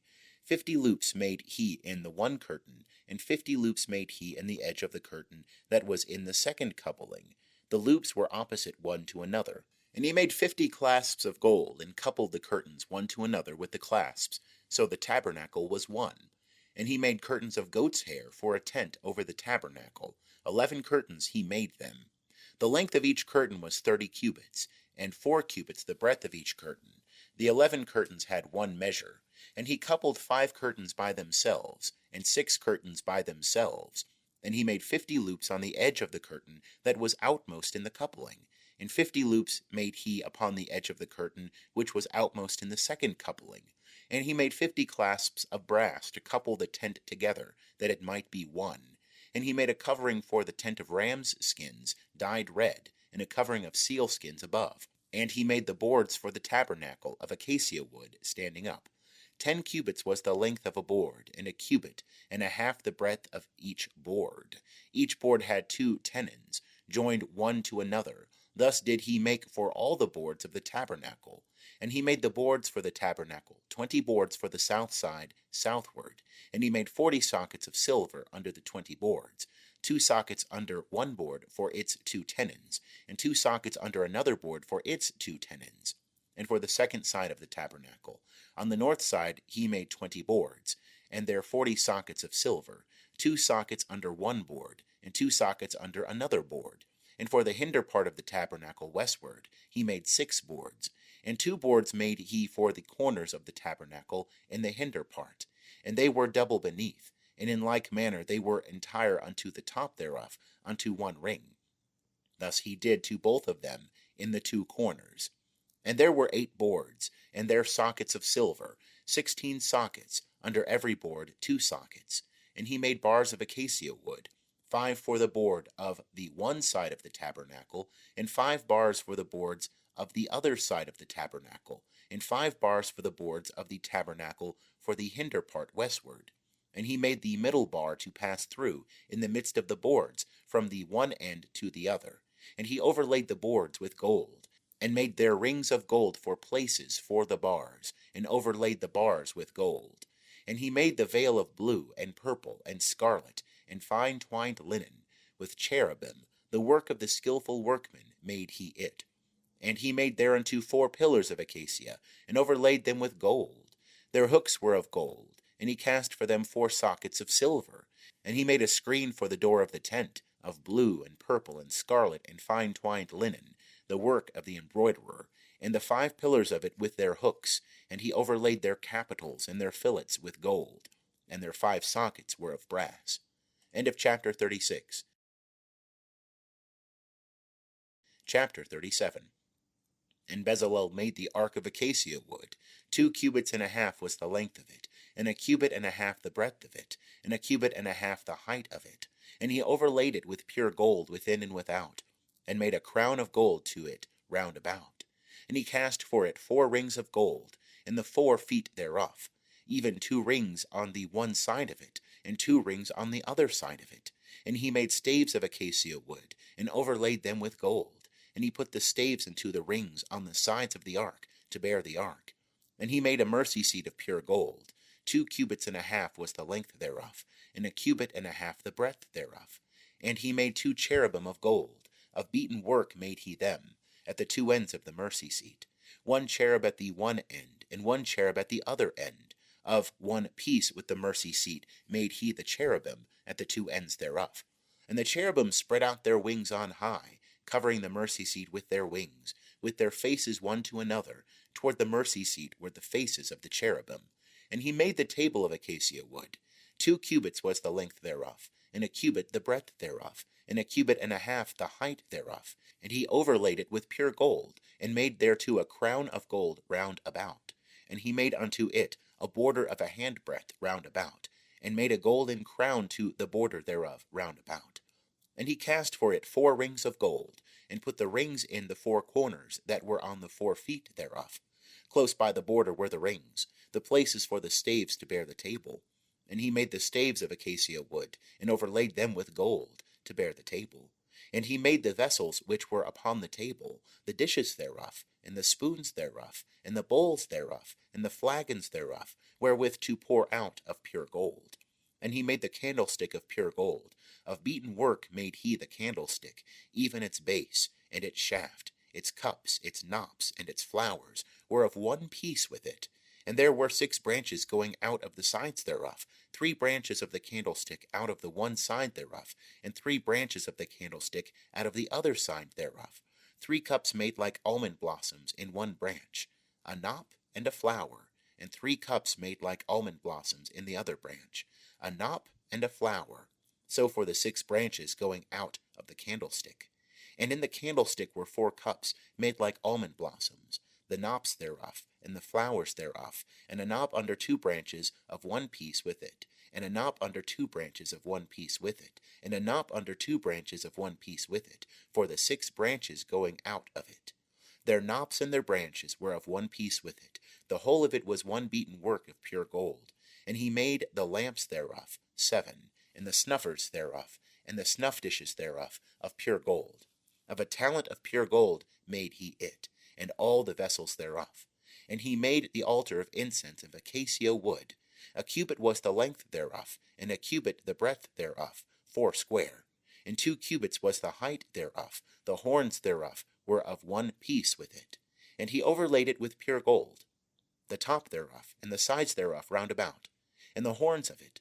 And he made unto it a crown of gold round about, and he made for it 2 golden rings under the crown thereof, upon the 2 ribs thereof, upon the 2 sides of it, for places for staves wherewith to bear it. And he made the staves of acacia wood, and overlaid them with gold. And he made the holy anointing oil, and the pure incense of sweet spices, after the art of the perfumer. End of chapter 37. Chapter 38. And he made the altar of burnt offering of acacia wood. 5 cubits was the length thereof, and 5 cubits the breadth thereof, 4 square, and 3 cubits the height thereof. And he made the horns thereof upon the four corners of it. The horns thereof were of one piece with it, and he overlaid it with brass. And he made all the vessels of the altar, the pots and the shovels and the basins, the flesh hooks and the fire pans. All the vessels thereof made he of brass. And he made for the altar a grating of network of brass, under the ledge round it beneath, reaching halfway up. And he cast 4 rings for the 4 ends of the grating of brass, to be places for the staves. And he made the staves of acacia wood, and overlaid them with brass. And he put the staves into the rings on the sides of the altar, wherewith to bear it. He made it hollow with blanks. And he made the laver of brass, and the base thereof of brass, of the mirrors of the ministering women, that ministered at the door of the tent of meeting. And he made the court, for the south side southward the hangings. Of the court were of fine twined linen 100 cubits. Their pillars were 20, and their sockets 20 of brass. The hooks of the pillars and their fillets were of silver. And for the north side 100 cubits, their pillars 20, and their sockets 20 of brass. The hooks of the pillars and their fillets of silver. And for the west side were hangings of 50 cubits, their pillars 10, and their sockets 10, the hooks of the pillars and their fillets of silver. And for the east side eastward 50 cubits. The hangings for the one side of the gate were 15 cubits, their pillars 3, and their sockets 3, and so for the other side. On this hand and that hand by the gate of the court were hangings of 15 cubits, their pillars 3, and their sockets 3. All the hangings of the court round about were of fine twined linen, and the sockets for the pillars were of brass, the hooks of the pillars and their fillets of silver, and the overlayings of their capitals of silver. And all the pillars of the court were filleted with silver. And the screen for the gate of the court was the work of the embroiderer, of blue and purple and scarlet, and fine twined linen. And 20 cubits was the length, and the height and the breadth was 5 cubits, answerable to the hangings of the court. And their pillars were 4, and their sockets 4, of brass, their hooks of silver, and the overlayings of their capitals, and their fillets of silver. And all the pins of the tabernacle and of the court round about were of brass. This is the sum of the things for the tabernacle, even the tabernacle of the testimony, as they were counted, according to the commandment of Moses, for the service of the Levites, by the hand of Ithamar, the son of Aaron the priest. And Bezalel, the son of Uri, the son of Hur, of the tribe of Judah, made all that Jehovah commanded Moses. And with him was Aholiab, the son of Ahisamach, of the tribe of Dan, an engraver, and a skillful workman, and an embroiderer in blue, and in purple, and in scarlet, and in fine linen. All the gold that was used for the work, and all the work of the sanctuary, even the gold of the offering, was 29 talents, and 730 shekels, after the shekel of the sanctuary. And the silver of them that were numbered of the congregation was 100 talents, and 1,760 shekels, after the shekel of the sanctuary.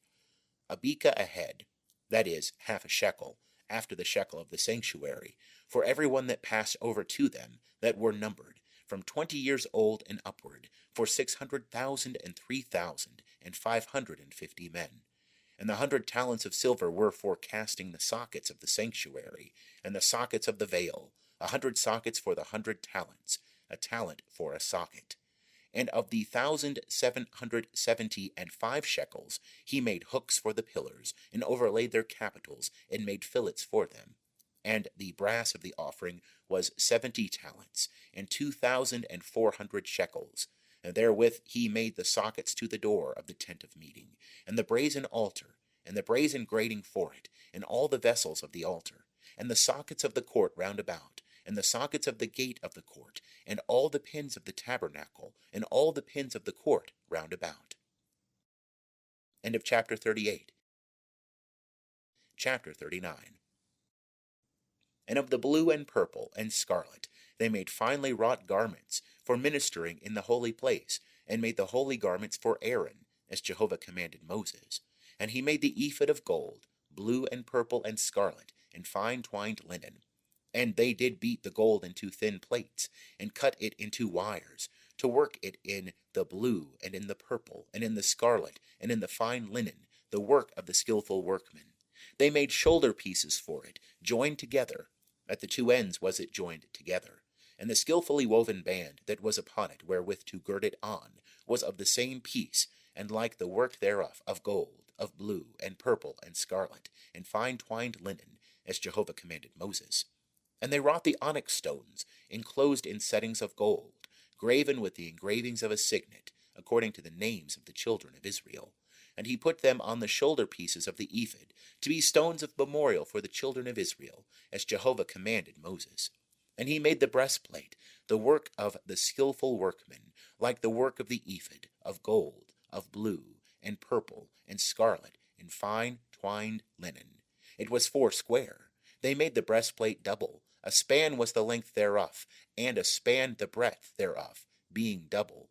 And they set in it 4 rows of stones. A row of sardius, topaz, and carbuncle was the first row, and the second row an emerald, a sapphire, and a diamond, and the third row a jacinth, an agate, and an amethyst, and the fourth row a beryl, an onyx, and a jasper. They were enclosed in enclosings of gold in their settings. And the stones were according to the names of the children of Israel, 12, according to their names, like the engravings of a signet, every one according to his name, for the 12 tribes. And they made upon the breastplate chains like cords, of wreathen work of pure gold. And they made 2 settings of gold, and 2 gold rings, and put the 2 rings on the 2 ends of the breastplate. And they put the 2 wreathen chains of gold in the 2 rings at the ends of the breastplate. And the other 2 ends of the 2 wreathen chains they put on the 2 settings, and put them on the shoulder pieces of the ephod, in the forepart thereof. And they made 2 rings of gold, and put them upon the 2 ends of the breastplate, upon the edge thereof, which was toward the side of the ephod inward. And they made 2 rings of gold, and put them on the 2 shoulder pieces of the ephod underneath, in the forepart thereof, close by the coupling thereof, above the skillfully woven band of the ephod. And they did bind the breastplate by the rings thereof unto the rings of the ephod with a lace of blue, that it might be upon the skillfully woven band of the ephod, and that the breastplate might not be loosed from the ephod, as Jehovah commanded Moses. And he made the robe of the ephod of woven work, all of blue, and the whole of the robe in the midst thereof, as the whole of a coat of mail, with a binding round about the whole of it, that it should not be rent. And they made upon the skirts of the robe pomegranates of blue, and purple, and scarlet, and twined linen. And they made bells of pure gold, and put the bells between the pomegranates upon the skirts of the robe round about, between the pomegranates, a bell and a pomegranate, a bell and a pomegranate, upon the skirts of the robe round about, to minister in, as Jehovah commanded Moses. And they made the coats of fine linen of woven work for Aaron, and for his sons, and the mitre of fine linen, and the goodly head tires of fine linen, and the linen breeches of fine twined linen, and the girdle of fine twined linen, and blue, and purple, and scarlet, the work of the embroiderer, as Jehovah commanded Moses. And they made the plate of the holy crown of pure gold, and wrote upon it a writing, like the engravings of a signet, Holy to Jehovah. And they tied unto it a lace of blue, to fasten it upon the mitre above, as Jehovah commanded Moses. Thus was finished all the work of the tabernacle of the tent of meeting. And the children of Israel did according to all that Jehovah commanded Moses, so did they. And they brought the tabernacle unto Moses, the tent and all its furniture, its clasps, its boards, its bars, and its pillars, and its sockets, and the covering of rams' skins, dyed red, and the covering of seal skins, and the veil of the screen, the ark of the testimony, and the staves thereof, and the mercy seat, the table, all the vessels thereof, and the showbread, the pure candlestick, the lamps thereof, even the lamps to be set in order, and all the vessels thereof, and the oil for the light, and the golden altar, and the anointing oil, and the sweet incense, and the screen for the door of the tent, the brazen altar and its grating of brass, its staves and all its vessels, the laver and its base, the hangings of the court, its pillars and its sockets, and the screen for the gate of the court, the cords thereof, and the pins thereof, and all the instruments of the service of the tabernacle, for the tent of meeting, the finely wrought garments for ministering in the holy place, and the holy garments for Aaron the priest, and the garments of his sons, to minister in the priest's office. According to all that Jehovah commanded Moses, so the children of Israel did all the work. And Moses saw all the work, and behold, they had done it, as Jehovah had commanded, even so had they done it. and Moses blessed them. End of chapter 39. Chapter 40. And Jehovah spake unto Moses, saying, On the first day of the first month shalt thou rear up the tabernacle of the tent of meeting. And thou shalt put therein the ark of the testimony, and thou shalt screen the ark with the veil. And thou shalt bring in the table, and set in order the things that are upon it, and thou shalt bring in the candlestick, and light the lamps thereof. And thou shalt set the golden altar for incense before the ark of the testimony, and put the screen of the door to the tabernacle. And thou shalt set the altar of burnt offering before the door of the tabernacle of the tent of meeting. And thou shalt set the laver between the tent of meeting and the altar, and shalt put water therein. And thou shalt set up the court round about, and hang up the screen of the gate of the court. And thou shalt take the anointing oil, and anoint the tabernacle, and all that is therein, and shalt hallow it, and all the furniture thereof, and it shall be holy. And thou shalt anoint the altar of burnt offering, and all its vessels, and sanctify the altar, and the altar shall be most holy. And thou shalt anoint the laver and its base, and sanctify it. And thou shalt bring Aaron and his sons unto the door of the tent of meeting, and shalt wash them with water. And thou shalt put upon Aaron the holy garments, and thou shalt anoint him, and sanctify him, that he may minister unto me in the priest's office. And thou shalt bring his sons, and put coats upon them, and thou shalt anoint them, as thou didst anoint their father, that they may minister unto me in the priest's office. And their anointing shall be to them for an everlasting priesthood throughout their generations. Thus did Moses, according to all that Jehovah commanded him, so did he. And it came to pass in the first month, in the second year, on the first day of the month, that the tabernacle was reared up. And Moses reared up the tabernacle, and laid its sockets, and set up the boards thereof, and put in the bars thereof, and reared up its pillars. And he spread the tent over the tabernacle, and put the covering of the tent above upon it, as Jehovah commanded Moses. And he took and put the testimony into the ark, and set the staves on the ark, and put the mercy seat above upon the ark. And he brought the ark into the tabernacle, and set up the veil of the screen, and screened the ark of the testimony, as Jehovah commanded Moses. And he put the table in the tent of meeting, upon the side of the tabernacle northward, without the veil. And he set the bread in order upon it before Jehovah, as Jehovah commanded Moses. And he put the candlestick in the tent of meeting, over against the table, on the side of the tabernacle southward. And he lighted the lamps before Jehovah, as Jehovah commanded Moses. And he put the golden altar in the tent of meeting before the veil. And he burnt thereon incense of sweet spices, as Jehovah commanded Moses. And he put the screen of the door to the tabernacle. And he set the altar of burnt offering at the door of the tabernacle of the tent of meeting, and offered upon it the burnt offering and the meal offering, as Jehovah commanded Moses. And he set the laver between the tent of meeting and the altar, and put water therein, wherewith to wash. And Moses and Aaron and his sons washed their hands and their feet thereat, when they went into the tent of meeting.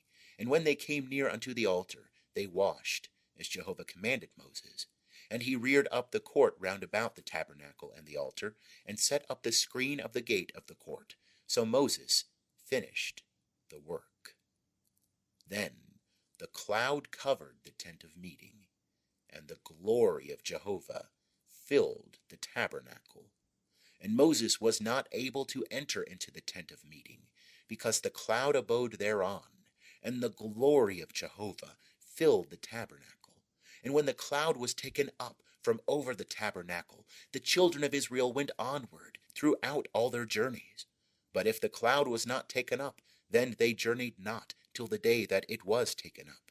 For the cloud of Jehovah was upon the tabernacle by day, and there was fire therein by night, in the sight of all the house of Israel, throughout all their journeys. End of chapter 40. End of Exodus, American Standard Version.